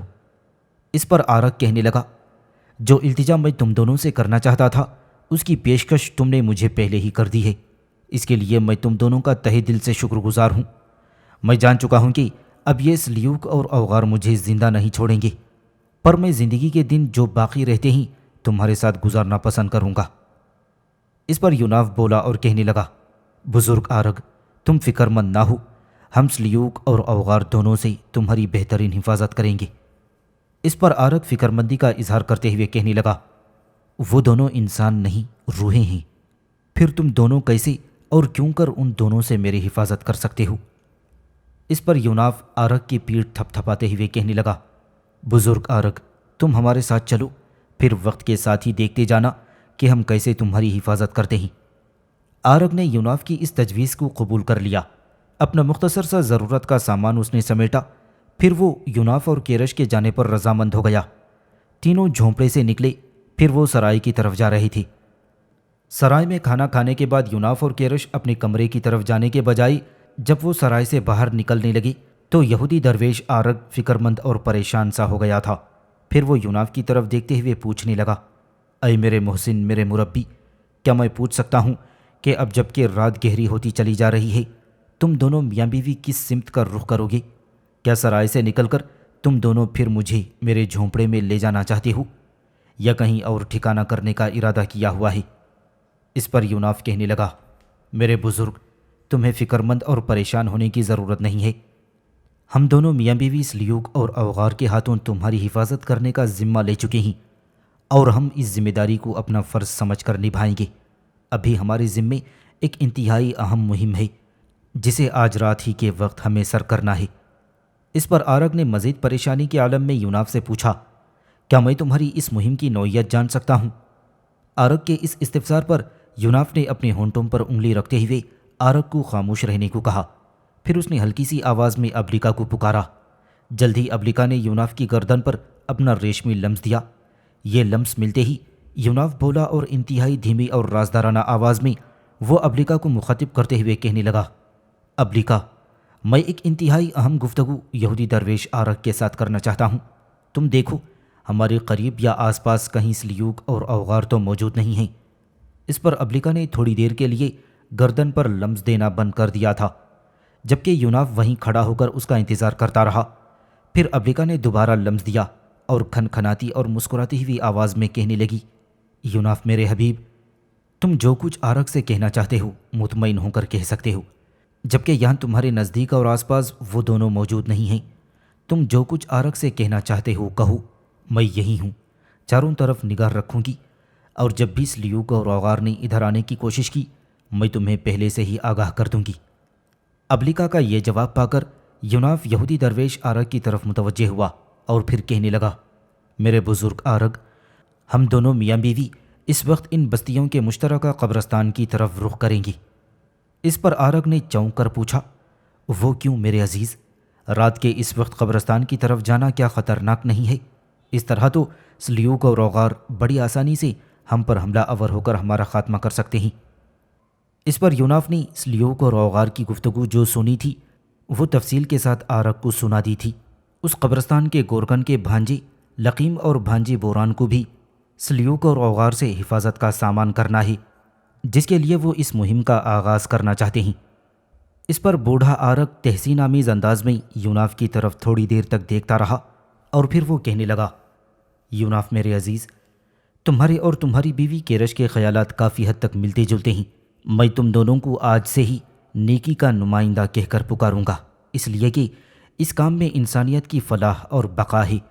اگر تم گورکن کے بھانجے لقیم اور بھانجی بوران کو ان دونوں کے ہاتھوں بچانے میں کامیاب ہو جاؤ تو میں سمجھتا ہوں کہ یہ انسانیت کی بہت بڑی خدمت ہے جس کا خداوند تمہیں خوب سلا دے گا۔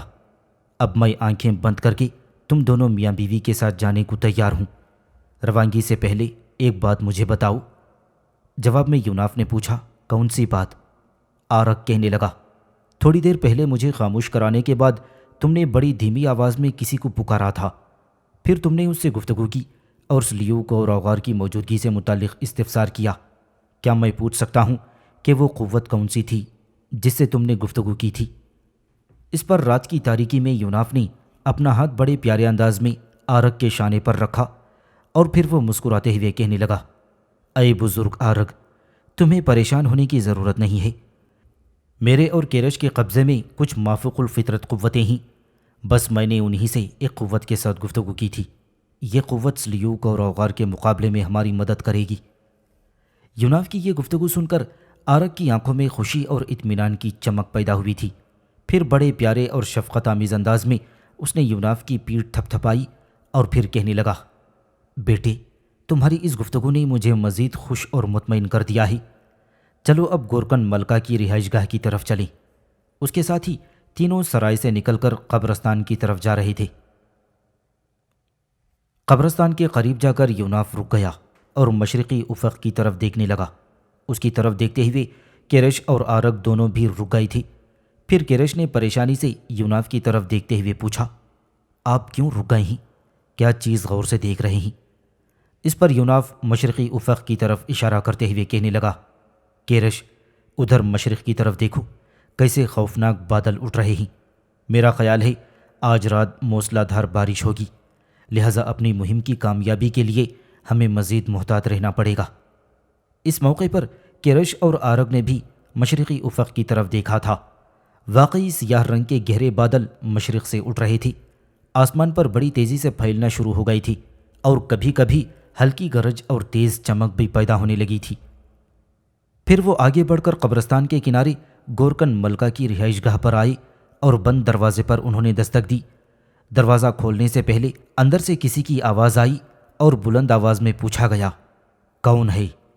اس پر یہودی درویش آرگ یوناف کو مخاطب کرتے ہوئے بولا، تم چپ رہو، میں اس آواز کو پہچانتا ہوں، یہ گورکن ملکہ کی آواز ہے۔ وہ مجھے اچھی طرح جانتا اور پہچانتا ہے اور میری عزت و احترام کرتا ہے، لہٰذا میں ہی اس کے ساتھ گفتگو کرتا ہوں۔ لہٰذا اس کے بعد آرگ نے بلند آواز میں کہا، ملکہ دروازہ کھولو، میں آرگ ہوں۔ تھوڑی دیر بعد جب دروازہ کھلا تو بوڑھا گورکن ملکہ دروازے کے سامنے کھڑا تھا۔ آرگ نے آگے بڑھ کر اس سے مصافحہ کیا، پھر یوناف اور کیرش کی طرف اشارہ کرتے ہوئے کہنے لگا، ان دونوں کی طرف دیکھو، یہ دونوں میاں بیوی ہیں۔ میاں کا نام یوناف اور بیوی کا نام کیرش ہے۔ یہ ایک انتہائی اہم موضوع کے سلسلے میں تمہارے ساتھ گفتگو کرنا چاہتے ہیں۔ کیا ان دونوں کو میرے ساتھ تمہارے گھر میں داخل ہونے کی اجازت ہے؟ اس پر گورکن ملکہ بڑی فراخ دلی کا مظاہرہ کرتے ہوئے کہنے لگا، میرے محترم آرگ، اس کے لیے میری اجازت لینے کی کیا ضرورت ہے؟ اگر یہ واقعی مجھ سے کوئی اہم گفتگو کرنا چاہتے ہیں تو اس لحاظ سے یہ میرے صاحب عزت مہمان ہیں، اور میں ایک اچھے میزبان کی حیثیت سے جو کچھ میسر ہوگا اس سے ان دونوں کی خدمت کروں گا۔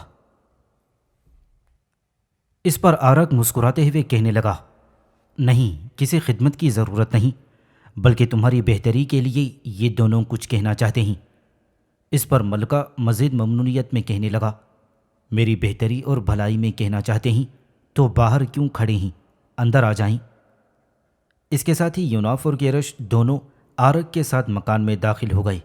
ان کے اندر داخل ہونے کے بعد ملکہ نے پہلے کی طرح دروازہ بند کر دیا تھا تو وہاں ایک نوجوان لڑکا اور ایک حسین اور جوان لڑکی بیٹھے ہوئے تھی۔ لڑکا ملکہ کا بھانجا لقیم اور لڑکی اس کی بھانجی بوران تھی۔ پھر ملکہ نے ان دونوں کا تعارف سب کے ساتھ کروایا اور تندور کے ارد گرد چمڑے کی گدیوں پر بیٹھنے کا اشارہ کیا۔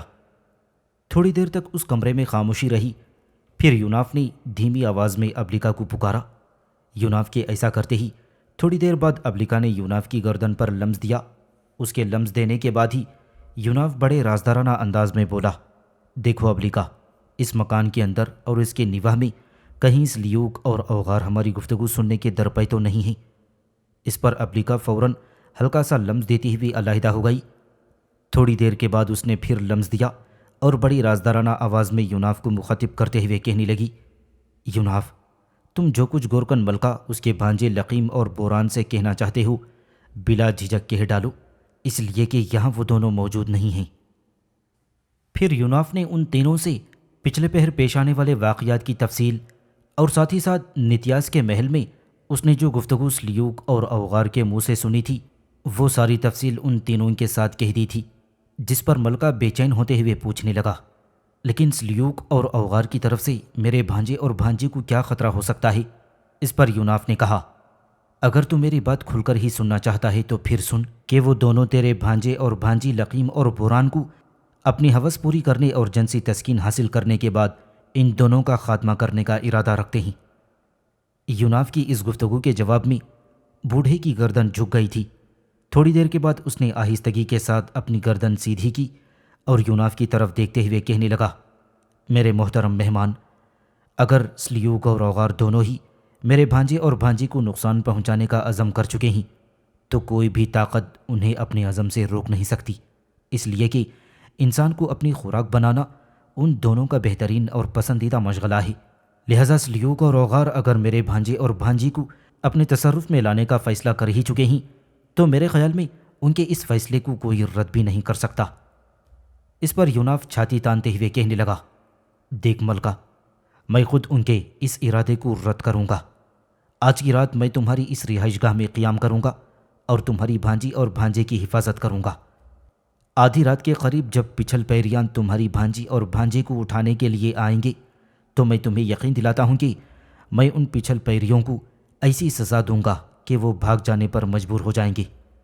یوناف کی اس گفتگو سے نہ صرف ملکہ خوفزدہ اور پریشان ہوا تھا بلکہ قریب ہی بیٹھے ہوئے اس کے بھانجے لقیم اور بوران کے چہروں پر ہوائیاں اڑنے لگی تھیں اور وہ عجیب سے انداز میں دونوں بہن بھائی کبھی آپس میں ایک دوسرے کی طرف دیکھتے، کبھی بے بسی سے اپنے ماموں ملکہ کی طرف دیکھنے لگ جاتے۔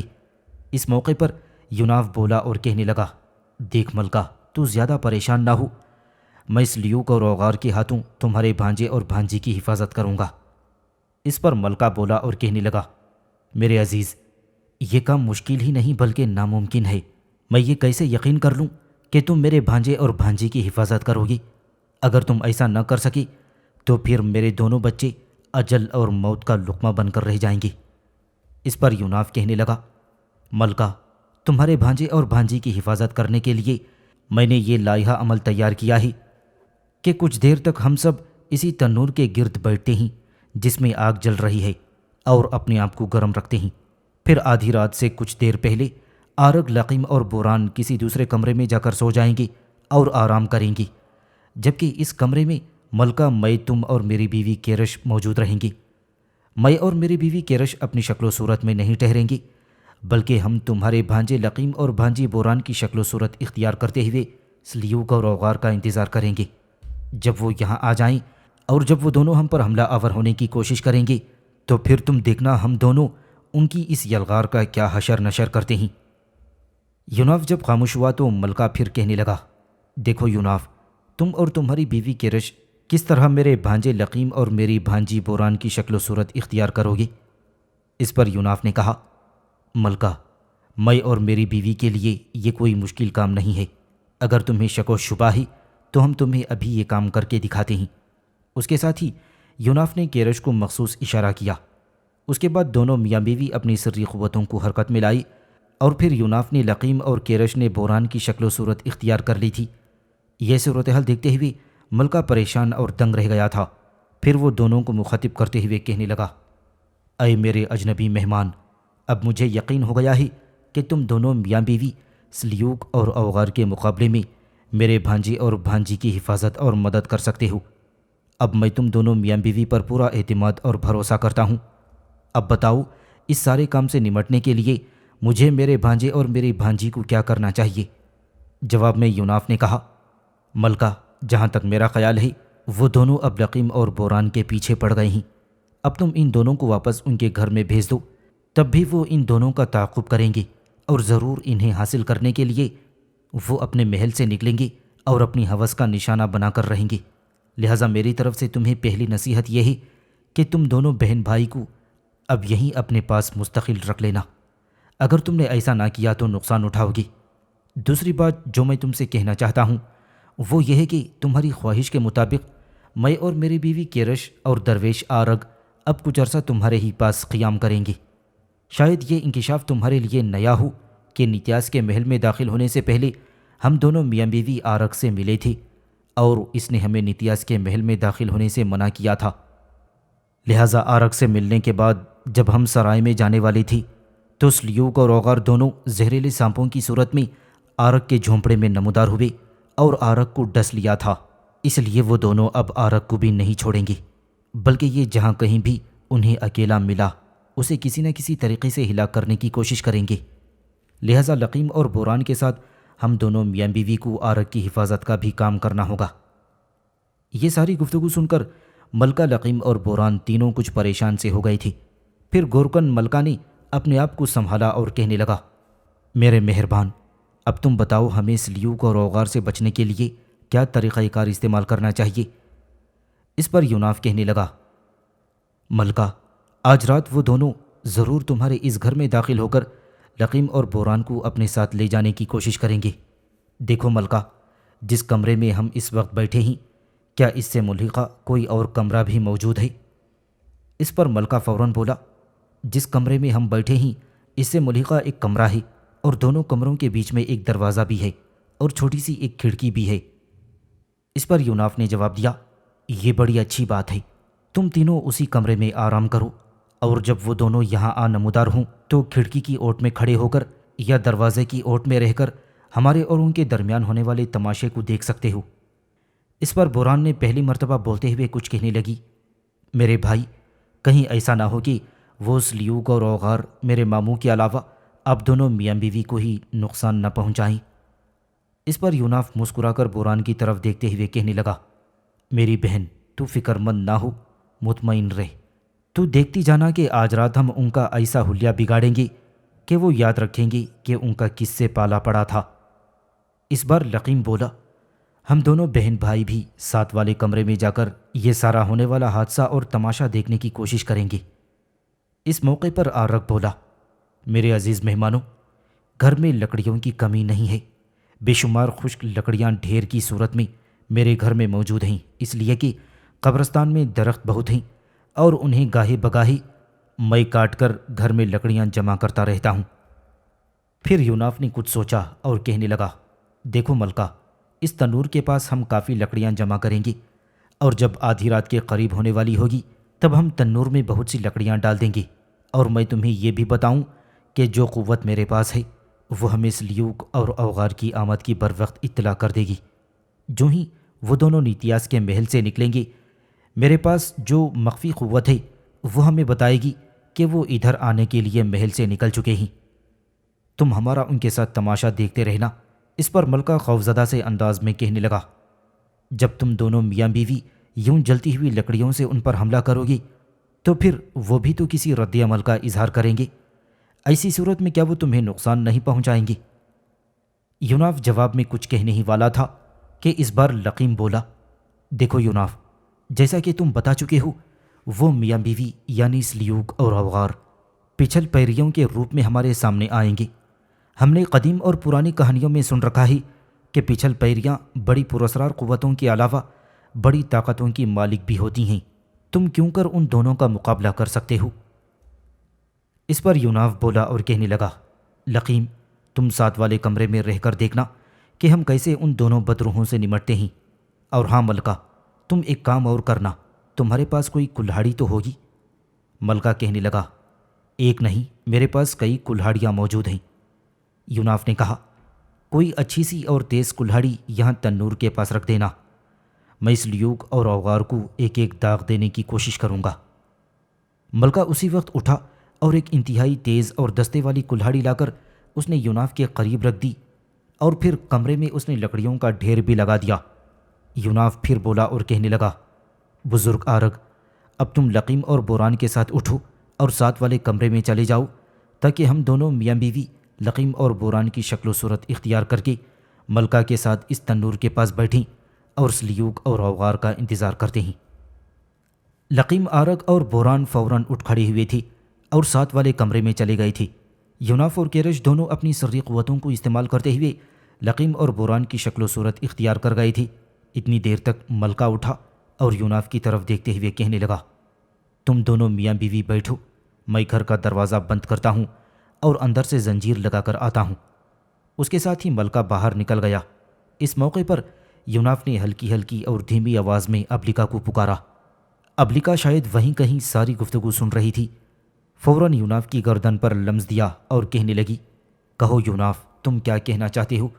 اب تک جو گفتگو ہوئی ہے وہ میں سب کچھ سن چکی ہوں۔ میرے خیال میں تم یہ کہنا چاہو گے کہ میں سلیوک اور اوغار پر نگاہ رکھوں، اور جب وہ نیتیاس کے محل سے نکل کر ادھر آنا چاہیں تو میں تمہیں آگاہ کر دوں۔ اس پر یوناف مسکراتے ہوئے کہنے لگا، ابلیکا، تمہارا کہنا بالکل درست ہے۔ وہ دونوں جو ہی نیتیاس کے محل سے نکل کر گورکن ملکہ کی اس رہائش گاہ کی طرف آنے لگیں تو ابلیکا تم مجھے پہلے ہی آگاہ کر دینا، تاکہ ان کی آمد سے پہلے میں تنور میں جلتی آگ میں خوب لکڑیاں ڈال دوں۔ اس پر ابلیکا بولی، نہیں یوناف، ایسا نہیں ہے، وہ بڑی ڈھیٹ قسم کی بدروہیں ہیں۔ آج میں ان کے ساتھ ایک بڑا بھیانک کھیل کھیلوں گا، اور اس کھیل کے بعد میرے خیال میں آئندہ کبھی وہ گورکن ملکہ کی رہائش گاہ میں داخل ہونے کی کوشش نہیں کریں گے۔ اس پر ابلیکا بولی، نہیں یوناف، ایسا نہیں ہے، وہ بڑی ڈھیٹ قسم کی بدروہیں ہیں۔ تم کتنی بار بھی انہیں داغ دیتے رہو اور ضرب لگاتے رہو، لیکن جس کام کے پیچھے وہ پڑ جاتے ہیں اسے اس کے برے یا اچھے انجام تک پہنچا کر ہی ضرور چھوڑتے ہیں۔ اس پر یوناف کہنے لگا، ابلیکا، تم جانتی ہو میں بھی بڑا دراز دست انسان ہوں۔ میں اور کیرش دونوں میاں بیوی بھی ان دونوں کے خلاف ایسے حرکت میں آئیں گے کہ انہیں اپنے سامنے زیر اور مجبور کر کے رکھ دیں گے۔ بس تم یہ کرو کہ سلیوک اور اوغار دونوں پر نگاہ رکھو، جو ہی وہ نیتیاس کے محل سے نکل کر ادھر روانہ ہوں بس مجھے خبر کر دینا۔ اس کے ساتھ ہی ابلیکا ہلکا سا لمس دیتی ہوئی الگ ہو گئی تھی۔ رات گزرتی جا رہی تھی۔ مشرقی افق سے جو بادل نمودار ہوئے تھے بڑی تیزی کے ساتھ آسمان پر پھیلنا شروع ہو گئی تھی، یہاں تک کہ ستاروں کا فسوں ماند پڑ گیا۔ روشنی کو مسمار کرتی تاریکیاں جنگل جنگل بھٹکتی موت اور زندگی کی راتوں اور سونے سنسار میں لمحہ لمحہ ڈھونڈتی مرگ اور خاک ناپتے ذروں کی طرح پھیل گئی تھی۔ کالے سیاہ اور گہرے بادلوں کے سارے آسمان پر پھیلتے ہی ایسا سما بند گیا تھا جیسے اندھیرے کے گہرے ویران کنویں اور تاریکی کے بے انت تہ خانے ابل پڑے ہوں اور چاروں طرف غلامی کی حمد کی خمار انگیزی اور شیطانی بدروحوں کے خواب اپنا رنگ جما کر رہ گئے ہوں۔ آسمان پر گہرے گھنے بادلوں کے چھانے کے بعد زوردار آندھی اور طوفان آیا تھا جس نے سمتوں کی لامتناہیت میں تعصب کے لا علاج مرض تقریب ابلیس جیسا خوف و ہراس پھیلا دیا تھا۔ زوردار آندھی میں تیز اور موسلادھار بارش بھی شروع ہو گئی تھی۔ تیز جھکڑوں میں برستی بارش نے بدترین طوفانوں کی طرح ہر شے کی رگوں میں موت کا زہر اور غمگین شاموں، اداس صبحوں کا تاثر، دھڑکتے دلوں کا جادو اور سلگتی روحوں کا غم بھر کر رکھ دیا تھا۔ یوناف کیرش اور گورکن ملکہ آگ جلتے تنور کے ارد گرد بیٹھے سلیوک اور اوغار کا انتظار کر رہے تھے۔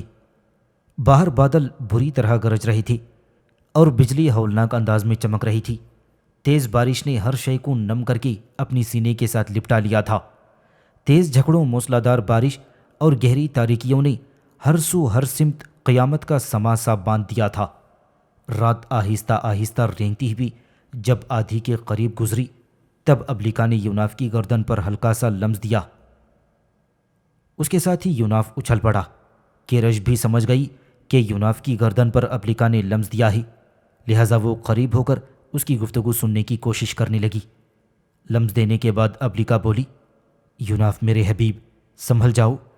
سلیوک اور اوغار اس قبرستان کی طرف آنے کے لیے نیتیاز کے محل سے نکل کھڑے ہوئے ہیں۔ اس کے ساتھ ہی ابلیکا ہلکا سا لمس دیتی ہوئی علیحدہ ہو گئی۔ ابلیکا کے علیحدہ ہوتے ہی یوناف نے قریب پڑی مزید لکڑیاں جلتے ہوئے تنور میں ڈال دیں۔ پھر وہ اپنے پہلو میں بیٹھے گورکن ملکہ کو کہنے لگا، ملکہ سنبھل جاؤ۔ سلیوک اور اوغار دونوں پچھل پیریوں کا روپ دھارنے کے بعد نیتیاز کے محل سے نکل کر ادھر روانہ ہو چکے ہیں۔ یہ خبر سنتے ہی فکر مندی اور خوف سے ملکہ کا چہرہ پیلا سا پڑ گیا تھا اور پھر وہ کہنے لگا، دیکھو میرے مہربان مہمانوں، یہ خبر سن کر مجھے یوں محسوس ہونے لگا ہی جیسے میرے دل کی دھڑکن اور حرکت بند ہو جائے گی اور میں ہمیشہ کے لیے ختم ہو جاؤں گا۔ یوناف نے ملکہ کی ہمت بڑھاتے ہوئے کہا، ملکہ تمہیں پریشان ہونے کی ضرورت نہیں۔ تم نے اپنی ساری زندگی اس قبرستان کے ویرانوں اور خوف و دہشت میں گزاری ہے، پھر آج تمہیں کیا ہو رہا ہے کہ تم اس قدر خوف زدہ ہو رہے ہو؟ تم تو لاشوں کو دفناتے دفناتے موت کی طرف سے بالکل بے حس ہو چکے ہوگے، لہذا ہمت سے کام لو اور سنو، جس وقت تم دروازہ کھولنے جاؤ گی جو سری اور مخفی طاقت میرے قبضے میں ہے وہ تمہارے ساتھ ہوگی اور تمہاری حفاظت کرے گی۔ ایسے موقع پر سلیوک اور اوغار کی جرت نہیں ہوگی کہ وہ تم پر حملہ آور ہو جائیں، اور اگر ان دونوں نے ایسا کرنے کی کوشش کی تو یاد رکھنا میری مخفی طاقت انہیں ایسا کرنے کی اجازت نہیں دے گی۔ لہٰذا یہ بات اب طے شدہ ہے کہ اگر سلیوک اور اوغار نے مکان کے دروازے پر دستک دی تو تم دروازہ ضرور کھولو گی اور انہیں اپنے سامنے اندر لے آؤ گی۔ دروازہ کھولنے سے پہلے ان سے یہ ضرور پوچھنا کہ تم کون ہو اور رات کی تاریکی میں تم نے کیوں دستک دی ہے اور کیا چاہتے ہو۔ اس کے بعد جب وہ کوئی معقول جواب دیں تو پھر دروازہ کھولنا اور انہیں اندر لانا، پر یہ نہیں کرنا کہ اگر وہ معقول جواب نہ دیں تو دروازہ مت کھولنا۔ دروازہ ہر صورت میں کھولنا تاکہ وہ اندر آ جائیں اور وہ ہم سے نمٹ سکیں۔ اس پر ملکہ نے تقریباً ہار مانتے ہوئے کہا، دیکھو میرے معزز مہمانوں، میں جانتا ہوں مرنا تو ایک دن ہے ہی، لیکن تمہاری باتوں اور تمہارے رویے سے مجھے بڑا حوصلہ اور ہمت ہوئی ہے۔ بہرحال تم فکر مند نہ ہو، جو ہی انہوں نے دروازے پر دستک دی میں دروازہ ضرور کھولوں گا اور انہیں ساتھ لے کر کمرے میں داخل ہو جاؤں گا، یہ بات طے شدہ ہے۔ اچانک ملکہ چونک سا پڑا تھا، اس کا رنگ ہلدی ہو کر رہ گیا، اس لیے کہ تیز آندھی اور موسلادھار بارش میں مکان کے بیرونی دروازے پر زوردار دستک ہوئی تھی۔ اس موقع پر ابلیکا نے یوناف کی گردن پر لمس دیا اور کہنے لگی، یوناف، وہ دونوں پچھل پیریوں کے روپ میں اس وقت گورکن ملکہ کے دروازے پر کھڑے ہیں اور سلیوک نے تیز دستک دی ہے، لہذا تم تینوں سنبھل جاؤ۔ یہ کہہ کر ابلیکا علیحدہ ہو گئی۔ یوناف نے ملکہ کی طرف دیکھتے ہوئے کہا، ملکہ، دروازے پر سلیوک اور اوغار پچھل پیریوں کے روپ میں کھڑے ہیں، انہوں نے دستک دی ہے، لہذا جاؤ اور دروازہ کھول دو۔ ملکہ نے ہمت کی اور اپنی جگہ سے اٹھا اور کمرے سے نکل گیا تھا تاکہ وہ دروازہ کھول سکے۔ دروازے کے سوراخ سے اس نے جھانک کر دیکھا، لیکن اسے رات کی تاریکی میں کچھ دکھائی نہ دیا۔ پھر وہ کسی قدر دھیمی آواز میں پوچھنے لگا، کس نے دروازے پر دستک دی ہے؟ دوسری طرف سے سلیوک کی آواز سنائی دی، اے مہربان گورکن، ہم دو مسافر ہیں، سفر کر رہے تھے کہ آندھی اور طوفان کا شکار ہو گئے، لہٰذا تمہارے اس گھر کے علاوہ ہمیں کوئی ٹھکانہ نہیں ملا۔ اگر تم اپنے یہاں ہمیں رات بسر کرنے کی اجازت دے دو تو ہم دونوں میاں بیوی تمہارے انتہائی شکر گزار ہوں گے اور صبح ہوتے ہی یہاں سے کوچ کر جائیں گے اور تمہارے لیے مزید زحمت کا باعث نہیں بنیں گے۔ ملکہ جانتا تھا کہ باہر پچھل پیریوں کے روپ میں وہ دونوں کھڑے ہیں، لہٰذا اس نے کوئی سوال نہ کیا اور ہمت اور جرأت مندی کا مظاہرہ کرتے ہوئے اس نے دروازہ کھول دیا تھا۔ پھر دروازہ بند کرنے کے بجائے وہ اس کمرے کی طرف چل دیا جس میں یوناف اور کیرش بیٹھے ہوئے تھے۔ ملکہ پر ایسی خوف و وحشت طاری تھی کہ اس نے مڑ کر پیچھے بھی نہ دیکھا۔ دوسری طرف پچھل پیریوں کے روپ میں سلیوک اور اوغار دونوں ملکہ کے پیچھے پیچھے اس کمرے میں داخل ہوئے جس میں یوناف اور کیرش بیٹھے ہوئے تھے۔ ملکہ پہلے کی طرح یوناف کے پہلو میں جا کر بیٹھ گیا تھا، جبکہ اوغار اور سلیوک پچھل پیریوں کے روپ میں ان تینوں کے سامنے بیٹھ چکے تھے۔ یوناف اور کیرش بڑے غور اور انہماک کے ساتھ سلیوک اور اوغار کی طرف دیکھ رہے تھے۔ دوسری طرف ملکہ نے صرف ایک نگاہ ان دونوں پر ڈالی، پھر خوف و دہشت سے اس نے اپنی آنکھیں لمحے بھر کے لیے بند کر لی تھیں، اس لیے کہ پچھل پیریوں کے روپ میں وہ دونوں انتہائی بھیانک اور خوفناک دکھائی دے رہے تھے۔ اس موقع پر یوناف ان دونوں کو مخاطب کرتے ہوئے کچھ پوچھنے ہی والا تھا کہ سلیوک بولا اور یوناف کی طرف دیکھتے ہوئے کہنے لگا، اے اجنبی، اگر میں غلطی پر نہیں تو تمہارا نام لقیم ہے اور تمہارے قریب جو لڑکی بیٹھی ہے اس کا نام بوران ہے۔ تم دونوں آپس میں بہن بھائی ہو اور ملکہ کے بھانجے اور بھانجی ہو۔ اس پر یوناف مصنوعی تعجب، پریشانی اور خوف کا اظہار کرتے ہوئے کہنے لگا، دیکھو نووارد، میں نہیں جانتا تم دونوں کون ہو۔ تم دونوں کا حلیہ اور شکل و شباہت بھی عجیب و غریب ہے جو ایک عام انسان کو خوفزدہ کر دینے کے لیے کافی ہے۔ ہم نے تو تمہیں صرف مسافر اور بے بس جان کر پناہ دی ہے، لیکن ہمیں کیا خبر تھی کہ تم ایک عجیب اور خوفزدہ کر دینے والے حلیے میں سفر کرنے والے لوگ ہو۔ پہلے یہ بتاؤ کہ تم لوگ ہو کون اور کہاں سے آئے ہو، اور پھر یہ کہ میرا اور میری بہن بوران کا نام تم لوگ کیسے جانتے ہو؟ اس بار اوغار نے ایک مکروہ قہقہہ لگایا۔ اس کے قہقہے کے دوران یوناف، کیرش اور ملکہ نے دیکھا کہ اس کے دانت کسی خونخوار اور آدم خور چیتے کی طرح خوب نمایاں اور لمبے ہو چکے تھے، اور اس کے چہرے سے حرص و ہوس کے علاوہ بھیانک پن اور وحشت ٹپک رہی تھی۔ ایک مکروہ قہقہہ لگانے کے بعد اوغار بولی اور کہنے لگی، اگر تم لوگ دروازہ نہ بھی کھولتی تب بھی ہم اس مکان میں داخل ہو کر تم لوگوں کا سامنا کر سکتے تھے۔ ہم تمہیں یہاں آنے کی غرض و غایت اور مقصد سے ضرور آگاہ کر سکتے ہیں۔ اس پر یوناف نے کہا، چلو یوں ہی صحیح، بتاؤ تم کس مقصد کے تحت یہاں آئے ہو؟ سلیوک نے کہا، ہم اس لیے یہاں آئے ہیں کہ تمہیں اور تمہاری بہن بوران کو اپنے ساتھ لے جا سکیں۔ اس پر مصنوعی انداز میں یوناف نے چونک کر پوچھا، لیکن کیوں؟ اس بار اوغار کہنے لگی، کیوں کا جواب ہم پہلے ہی تمہیں دے چکے ہیں کہ ہم تمہارے سامنے جواب دیں نہیں ہیں، لہٰذا ہم تمہیں تمہارے کیوں کا کیسے جواب دیں؟ اس پر یوناف بھی ترکی بترکی جواب دیتے ہوئے کہنے لگا، ہم دونوں بہن بھائی بھی تمہارے سامنے جواب دیں نہیں ہیں، لہٰذا ہم کیوں تمہارے ساتھ جائیں گے؟ سلیوک نے کہا، اس معاملے میں تو ہم زبردستی اور جبر کر کے بھی تمہیں اپنے ساتھ لے جا سکتے ہیں۔ یوناف نے دہاڑتی ہوئی آواز میں کہا، ایسا تو تم دونوں کا باپ بھی نہیں کر سکتا کہ ہمیں زبردستی اور جبر کے ساتھ یہاں سے اٹھا کر اپنے ساتھ لے جاؤ۔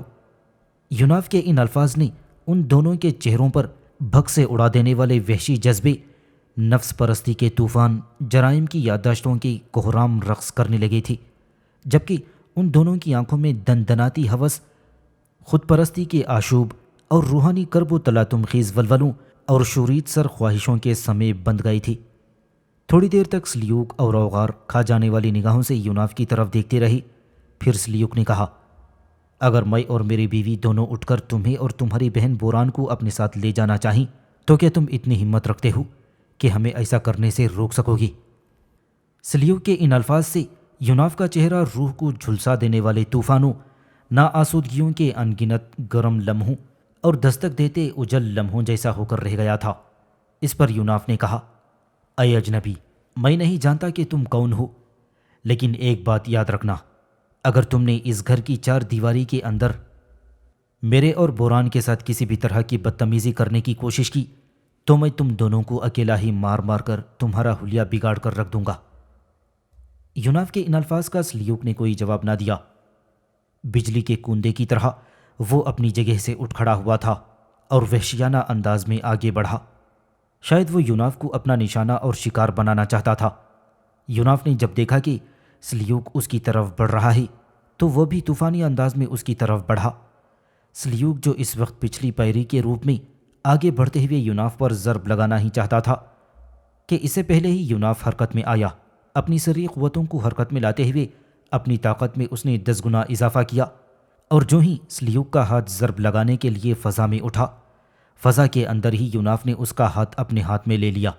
پھر اس قدر طاقت اور قوت سے یوناف نے اسے اپنی طرف کھینچا کہ سلیوک بری طرح یوناف کی فولادی چھاتی سے آ ٹکرایا، اور اس کے ساتھ ہی یوناف نے اپنی طاقت کے ساتھ ایک گھونسا سلیوک کی گردن پر مارا کہ وہ ہوا میں اچھلتا ہوا اپنی پشت پر بیٹھی اوغار کے پہلو میں جا گرا تھا۔ سلیوک کے یوں پٹ کر اپنے پاس گرنے کی وجہ سے اوغار کی حالت بھی غیر ہو کر رہ گئی تھی۔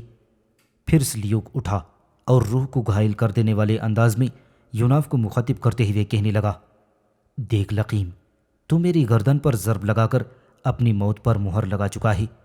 اب دنیا کی کوئی طاقت تجھے میرے ہاتھوں سے بچا نہیں سکتی۔ یہ صورتحال دیکھتے ہوئے یوناف نے مخصوص انداز میں کیرج کی طرف دیکھا۔ کیرج بھی اٹھ کھڑی ہوئی اور اپنی سری قوتوں کو حرکت میں لاتے ہوئے اس نے بھی اپنی طاقت میں 10 گنا اضافہ کر لیا تھا۔ یہ سب ہو چکنے کے بعد یوناف نے کسی بھوکے درندے کی طرح سلیوک اور اوغار کی طرف دیکھا۔ پھر وہ سرخ طوفانوں کی طرح غرایا اور کہنے لگا، اے بدی کے گماشتے، اس وہم اور غلط فہمی میں مت رہنا کہ تم اور تمہاری بیوی ہم دونوں بہن بھائی پر حملہ آور ہو کر اپنی منمانی کرنے میں کامیاب ہو جاؤ گی۔ یاد رکھو، تم بے شک پچھل پیرے ہو، لیکن اس سے کچھ فرق نہیں پڑتا۔ انسان کی عظمت دنیا کی ہر مخلوق سے اعلیٰ اور عرفہ ہے، بشرطے کہ وہ اپنے خدا، اپنے رب کا صحیح بندہ بن کر زندگی بسر کرے۔ اے سلیوک، میرے ماموں ملکہ کے اس گھر میں جو کچھ تو میرے خلاف کرنا چاہتا ہے کر گزر، لیکن یاد رکھنا، جب ہم دونوں بھی تجھ جیسے شیطانوں کے خلاف حرکت میں آئیں گے تو تمہیں کہیں پناہ گاہ میسر نہ ہوگی۔ اس پر سلیوک آگے بڑھا اور کہنے لگا، یہ تو تمہیں ابھی بتاتا ہوں کہ پناہ گاہ تلاش کرنے کی زحمت تمہیں اٹھانی پڑے گی یا پھر ہم دونوں میاں بیوی کو۔ سلیوک جب آگے بڑھا تو اس کے پیچھے پیچھے اوغار بھی آگے بڑھی تھی۔ دونوں کو اپنی طرف آتا دیکھ کر یوناف اور کیرج بھی ان دونوں سے نمٹنے کے لیے چوکس اور محتاط ہو گئی تھی۔ قبل اس کے کہ وہ دونوں یوناف اور کیرج پر حملہ آور ہوتے، یوناف اور کیرج نے ایک دوسرے کی طرف مخصوص اشارہ کیا۔ پھر وہ تنور کی طرف لپکے، بڑی تیزی سے کئی جلتی ہوئی لکڑیاں انہوں نے نکالی اور ان سے انہوں نے سلیوک اور اوغار پر حملہ کر دیا تھا۔ جگہ جگہ سے جلتی ہوئی لکڑیوں سے یوناف اور کیرج نے ان دونوں کو داغنا شروع کر دیا۔ یہ ایسی اذیت تھی کہ وہ دونوں یوناف اور کیرج کے سامنے بے بس ہو گئے اور کمرے سے بھاگ نکلے۔ اس موقع پر یوناف مزید حرکت میں آیا اور قریب ہی پڑی ہوئی کلہاڑی اس نے اٹھائی اور ان دونوں کے پیچھے بھاگا۔ پہلے اس نے کلہاڑی بلند کر کے سلیوک کے شانے پر ضرب لگائی، اس کے دوسرے ہی لمحے اس نے کلہاڑی کا گھاؤ اوغار کے شانے پر لگا دیا تھا۔ یوناف نے جس وقت ان دونوں کے شانوں پر اپنی کلہاڑی سے ضربیں لگائیں، اس وقت وہ دونوں ایسی بھیانک چیخیں اور ایسی خوفناک آوازیں بلند کی تھیں گویا قبرستان کے سارے مردے اپنی قبریں پھاڑ کر اٹھ کھڑے ہوئے ہوں، اور وقت کی فضا کی سیل رواں میں فطرت کے دستور کہن سے بغاوت کرتے ہوئے انہوں نے زندگی کی گہری تہوں کو خون آلود کرنے کا عزم کر لیا ہو، یا پھر یہ کہ ان گنت روحیں پاتال سے نکل کر انسانیت کی عظمت اور اس کے وقار کو مجروح کرنے میں تل گئی ہوں۔ یوناف شاید اپنی کلہاڑی سے ان دونوں پر مزید ضربیں لگاتا، لیکن وہ دنگ رہ گیا، اس لیے کہ دروازے کی طرف بھاگنے کے بجائے سلیوک اور اوغار ایک دم حرکت میں آئے اور دھوئیں کے مانند وہ فضا میں تحلیل ہوتے ہوئے اوپر اٹھتے ہوئے یوناف کی نگاہوں سے اوجھل ہو چکے تھی۔ یوناف انہیں اس طرح روپوش ہوتے دیکھ کر پریشان اور فکر مند ہو گیا۔ پھر کچھ دیر تک وہ فضاؤں میں کھویا سا رہا اور اپنی کلہاڑی پر اپنی گرفت مضبوط کرتے ہوئے وہ واپس کمرے میں آیا، جہاں کیرج کے ساتھ گورکن ملکہ انتہائی پریشان اور فکر مند کھڑا تھا۔ اس موقع پر یوناف نے اپنے آپ کو سنبھالا، پھر وہ گورکن کو مخاطب کرتے ہوئے کہنے لگا، دیکھو ملکہ، جو وعدہ میں نے تمہارے ساتھ کیا تھا وہ پورا کر دکھایا۔ قبل اس کے کہ گورکن ملکہ یوناف کی اس گفتگو کا جواب دیتا، ساتھ والے کمرے سے آرگ، لقیم اور بوران بھی آ چکے تھے۔ سب سے پہلے آرگ آگے بڑھا اور یوناف کی پیٹھ تھپ تھپاتے ہوئے کہنے لگا، میرے بیٹے، جو تو نے عہد کیا تھا اسے واقعی تو نے پورا کر دکھایا ہے۔ تمہاری خون آلود کلہاڑی بتاتی ہے کہ تم نے ان پر اپنی کلہاڑی کے وار بھی کیے ہیں۔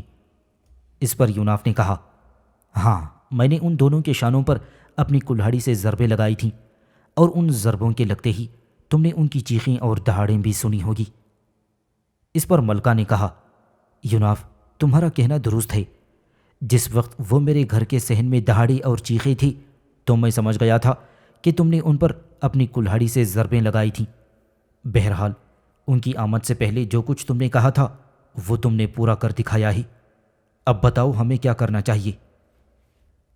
میرے عزیزوں، سلیوک اور اوغار کو ابھی تک میری اور میری بیوی کی حقیقت کا علم نہیں ہوا۔ وہ مجھے اور میری بیوی کو لقیم اور بوران ہی سمجھے ہوئے ہیں۔ ہم دونوں میاں بیوی نے مل کر جو انہیں یہاں سے بھاگ جانے پر مجبور کیا ہے، اس کے علاوہ ہم نے جلتی ہوئی لکڑیوں سے ان کے جسموں کو داغ لگائے ہیں اور کلہاڑی سے ان کے شانے پر نشان بھی لگائے ہیں۔ اس پر وہ اپنی ان اذیتوں کا انتقام لینے ضرور لوٹیں گے۔ اور سنو میرے مہربانوں، وہ انسان تو ہیں نہیں کہ ایک بار ضرب کھانے کے بعد ادھر کا رخ نہیں کریں گے، بلکہ وہ تو روحیں ہیں۔ کلہاڑی کے ضرب کے ساتھ ہی انہوں نے اپنی حیت بدل کر ان زخموں کو دور کر لینا ہے، اور اس کے بعد پھر وہ ہم پر حملہ آور ہونے کے لیے کوئی نیا طریقہ کار تلاش کرنے کی کوشش کریں گے۔ ان حالات کے چلتے میں یہ کہوں گا کہ تم لوگ پہلے کی طرح ساتھ والے کمرے میں جا کر آرام کرو۔ ملکہ کو بھی اپنے ساتھ لے جاؤ، یہ بھی آرام کر لے۔ میں اور کیرش اس تنور کے پاس بیٹھ کر وقت گزارتے ہیں، اور انہوں نے واپس آ کر اگر ہم پر حملہ آور ہونے کی کوشش کی تو مجھے امید ہے کہ ہم دونوں میاں بیوی مل کر پہلے کی طرح ہی ان سے نمٹنے میں کامیاب ہو جائیں گے۔ اس موقع پر یوناف نے ابلیکا کو پکارا۔ جب ابلیکا نے اس کی گردن پر لمس دیا تو یوناف نے کہا، ابلیکا، تم نے دیکھا ہوگا کہ اس بار تو میں نے ان دونوں کو کیرش کے ساتھ مل کر مار بھگایا ہے۔ اس پر ابلیکا کہنے لگی، میں سب دیکھ چکی ہوں۔ میں تمہیں اور کیرش کو تمہاری اس کامیابی پر مبارکباد پیش کرتی ہوں۔ اب مزید کہو، تم کیا کہنا چاہتے ہو؟ یوناف نے کہا، ابلیکا، سلیوک اور اوغار کا خیال رکھنا۔ اس پر ابلیکا شفقت اور چاہت بھری آواز میں کہنے لگی، دیکھو یوناف، ایسا اگر تم نہ بھی کہتی تب بھی میں ان پر نگاہ رکھے ہوئے ہوں، اور اگر دوبارہ پلٹ کر انہوں نے تم پر حملہ آور ہونے کی کوشش کی تو میں بر وقت تمہیں اس کی اطلاع کر دوں گی۔ اس کے ساتھ ہی ابلیکا ہلکا سا لمس دیتی ہوئی علیحدہ ہو گئی۔ شاہپور کے فوت ہونے پر اس کا بھائی بہرام رومنوں کا بادشاہ بنا تھا۔ بہرام تخت نشینی سے پیشتر صوبہ کرمان کا حکمران رہ چکا تھا، اس لیے لوگ اسے کرمان شاہ کے نام سے بھی پکارتے ہیں۔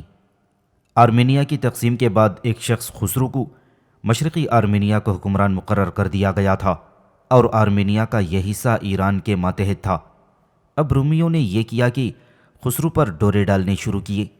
اصل میں رومن چاہتے تھے کہ ایرانی آرمینیا کو بھی رومن تسلط میں لایا جائے، اور اس مقصد کے لیے رومن شہنشاہ ٹھیوڈوس نے طرح طرح کے لالچ مشرقی آرمینیا کے حکمران خسرو کو دیے تھے، جس کے نتیجے میں مشرقی آرمینیا کے حکمران خسرو نے ایرانی حکومت کا جبہ اتار پھینکا اور رومنوں کی حمایت کا اعلان کر دیا۔ ایران کے بادشاہ بہرام چہرم کو جب خسرو کی اس حرکت کا علم ہوا تو وہ سخت برافروختہ ہوا، اور آرمینیا پر فوج کشی کا ارادہ اس نے کر لیا تھا۔ آرمینیا کے حکمران خسرو نے چونکہ یہ سب کچھ رومن شہنشاہ ٹیوڈوس کے کہنے پر کیا تھا، اس لیے اسے امید تھی کہ اگر ایران کے شہنشاہ بہرام نے آرمینیا پر حملہ آور ہونے کی کوشش کی تو قیصر روم ٹیوڈوس ضرور اس موقع پر اس کی مدد کرے گا۔ لیکن ایسا نہ ہوا، اس لیے کہ ٹیوڈوس نہیں چاہتا تھا کہ ایرانیوں کے خلاف جنگ کی ابتدا کرے۔ وہ ڈرتا تھا کہ کہیں اس کی بھی حالت ایسی نہ ہو جیسی رومنوں کی حالت شاہپور اعظم کے دور میں ہوئی تھی۔ لہٰذا جب ایرانی شہنشاہ بہرام اپنا لشکر لے کر آرمینیا میں داخل ہوا تو رومن شہنشاہ ٹیوڈوس بالکل غیر جانبدار رہا، اور اس نے نہ صرف یہ کہ خسرو کی مدد کرنے سے انکار کر دیا تھا بلکہ مغربی آرمینیا جو رومیوں کے تسلط میں تھا اس کی حفاظت کا بھی رومن شہنشاہ ٹیوڈوس نے کوئی خاطر خواہ انتظام نہیں کیا تھا۔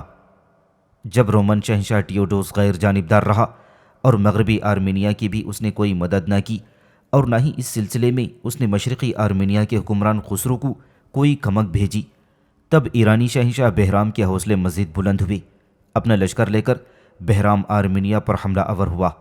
بہرام کا مقابلہ کرنے کے لیے مغربی اور مشرقی آرمینیا کے حکمران دونوں نے متحد ہو کر ایک لشکر تیار کر لیا اور ایران کے شہنشاہ بہرام کے مقابلے پر آئے۔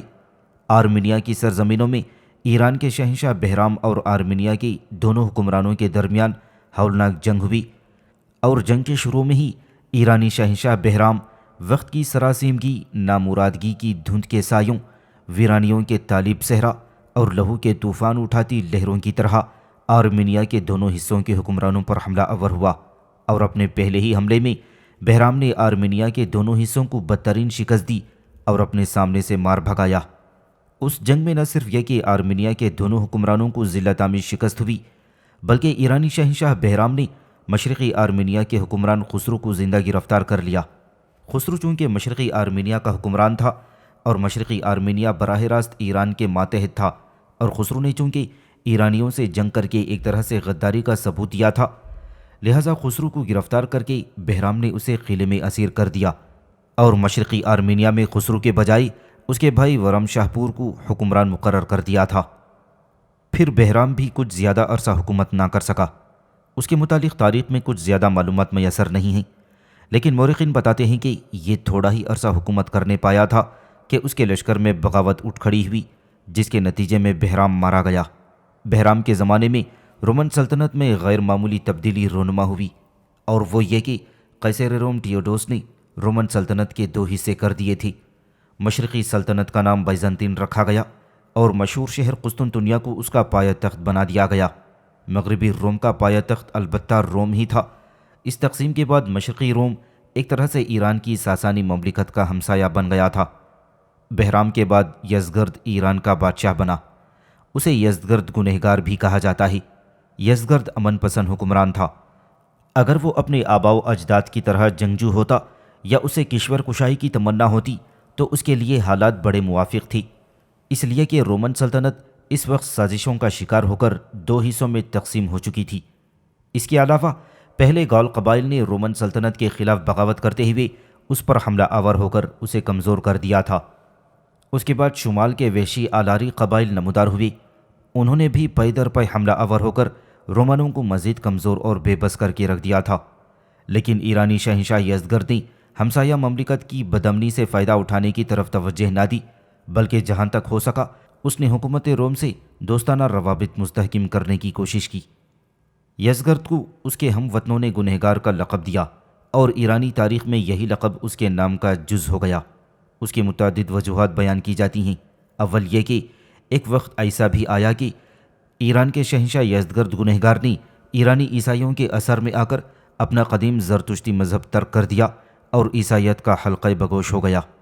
اس کے نتیجے میں اس نے اپنی سلطنت میں بسنے والے عیسائیوں کو ہر طرح کی کھلی آزادی دے دی، یہاں تک کہ عیسائیوں نے مملکت ایران میں گرجوں کے آس پاس سے آتش کدے گرا کر تباہ و برباد کر دیے۔ دوسری وجہ جو ایران کے شہنشاہ یزدگرد کے گنہگار ہونے کی بیان کی جاتی ہے وہ یہ ہے کہ مورخین لکھتے ہیں کہ یزدگرد انتہائی غرور اور سخت گیر تھا، اس لیے اسے گنہگار کا نام دیا گیا، کیونکہ یہ نہایت سخت گیر، تند مزاج اور متکبر شخص تھا۔ اس نے تخت نشین ہوتے ہی مردم آزاری اور تباہ کاری کو اپنا شعار بنایا اور با اقتدار لوگوں کو ذلیل کیا، بے گناہوں کا خون بہایا، عدل و انصاف کی بیخ کنی کی۔ اس کے قریبی مصاحبوں کو یہ جرأت نہ ہوتی تھی کہ کسی مظلوم کے حق میں کچھ کہہ سکیں۔ اگر کوئی مصاحب، کوئی مشیر یا کوئی وزیر کسی موقع پر ایران کے شہنشاہ یزدگرد کے سامنے کسی کی سفارش کرتا تو یزدگرد جواب میں کہتا، جس شخص کی تم سفارش کر رہے ہو ضرور اس سے تم نے سفارش کے عوض رقم حاصل کی ہوگی۔ مورخین لکھتے ہیں کہ یزدگرد سخت مغرور ہونے کے ساتھ ساتھ اہل علم کا مضحکہ اڑاتا اور سپاہ اور رعیت کو خوار کرتا۔ کوئی اس سے نیکی کرتا اسے کوئی صلہ نہ ملتا، وہ ہر شخص پر تہمت لگاتا۔ لوگ اس کے ظلم و ستم سے سخت نالان تھے، لہٰذا اسے یزدگرد گنہگار کہہ کر پکارنے لگے تھے۔ اس کے علاوہ ایرانی شہنشاہ یزدگرد نہ کوئی زیادہ جنگجو تھا اور نہ ہی جنگ کا کوئی خاص تجربہ رکھتا تھا، اس لیے جنگوں میں حصہ لینے کے بجائے اس نے اپنے سب سے بڑے حریف یعنی رومن سلطنت سے اچھے روابط اور تعلقات پیدا کرنے کی کوشش کی۔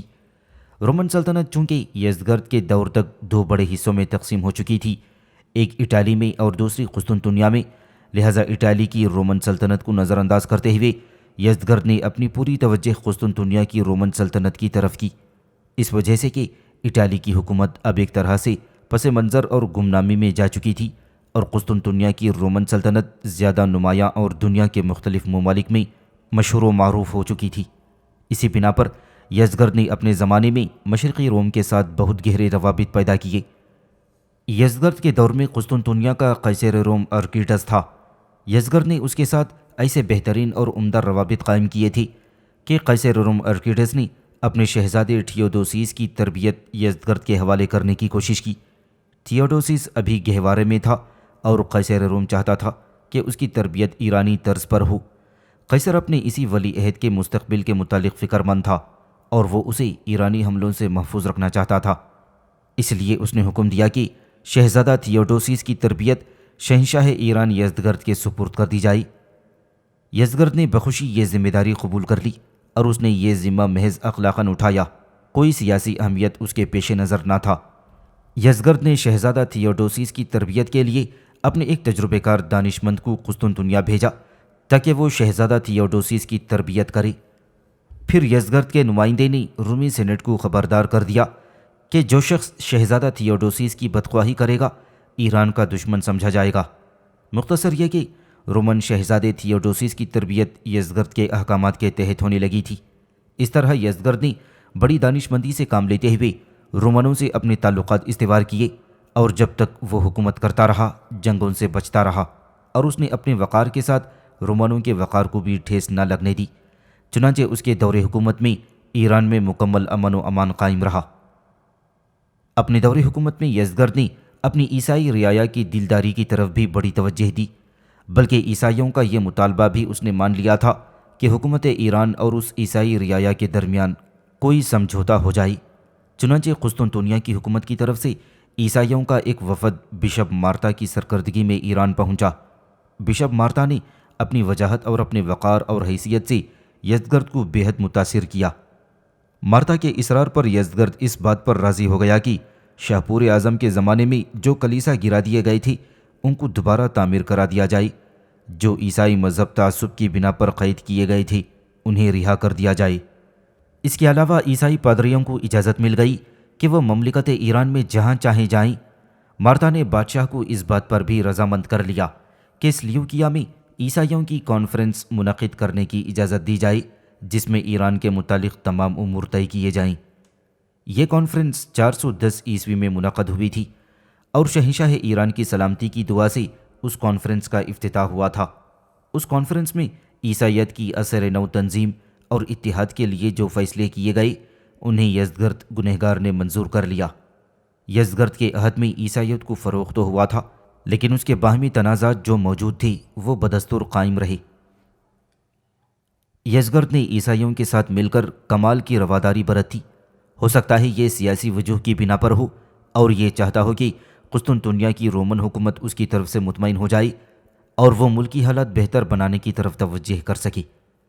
زیادہ تر مورخین اس بات پر متفق ہیں کہ یزدگرد نے یہ کام مذہبی رواداری کی بنا پر کیا تھا، اس لیے کہ مذہبی رواداری اس کی طبیعت میں داخل تھی، چنانچہ اس نے یہودیوں کے ساتھ بھی مہربانی کا سلوک روا رکھا، حالانکہ انہیں کوئی سیاسی اہمیت حاصل نہ تھی۔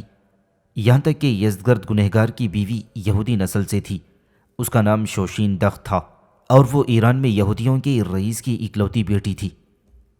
اپنی حکومت کے آخری دور میں یزدگرد گنہگار نے عیسائیوں کے متعلق اپنا رویہ بدل لیا۔ اس کی دو وجوہات بیان کی جاتی ہیں۔ پہلی یہ کہ وہ کچھ عرصے بعد عیسائی مذہب سے تائب ہو کر پھر اپنا پرانا مذہب اختیار کر گیا تھا۔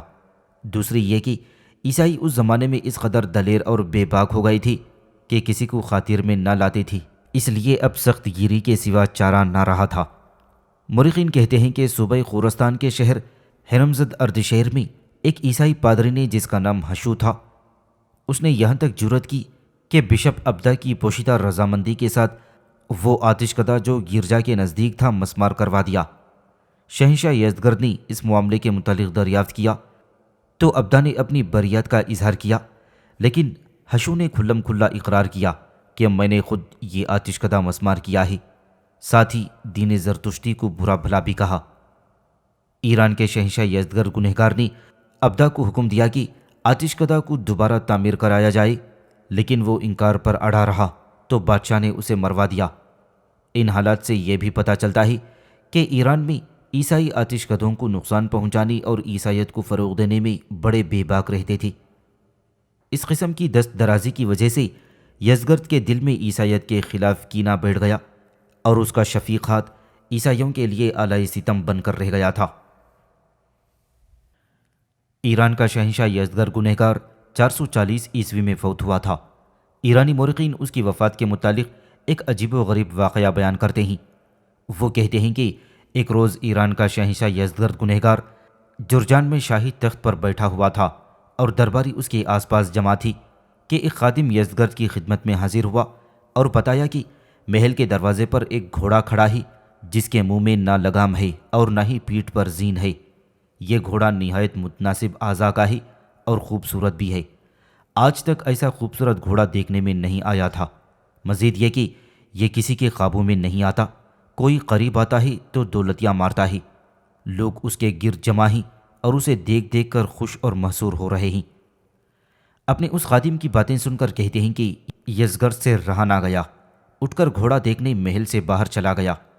گھوڑے کی خوبصورتی دیکھ کر یزدگرد نے اس کی تعریف کی اور خوش ہو کر کہا، یزدان نے ایک بڑی نعمت غیر مترقبہ میرے لیے بھیجی ہے۔ پھر یزدگرد گنہگار اس گھوڑے کے قریب گیا، اس کی پیشانی اور عیال پر ہاتھ پھیرا، جبکہ گھوڑا یزدگرد گنہگار کے سامنے چپ، خاموش اور ساکت کھڑا تھا۔ یہ صورتحال دیکھتے ہوئے یزدگرد نے لگام اور زین لانے کا حکم دیا اور چاہا کہ گھوڑے کی ران پر تھپکی دے۔ اس مقصد کے لیے یزدگرد گھوڑے کے پیچھے آیا تو اسی لمحے گھوڑے نے یزدگرد کے سینے پر اس زور سے دو لتیاں جھاڑیں کہ وہ وہیں گر پڑا اور اس کی روح قفس عنصری سے پرواز کر گئی تھی۔ کہتے ہیں کہ یزدگرد کو دو لتیاں جھاڑ کر اس کا خاتمہ کرنے کے بعد گھوڑا دفتن غائب ہو گیا۔ کسی کو معلوم نہ ہو سکا کہ وہ کہاں سے آیا اور کہاں چلا گیا۔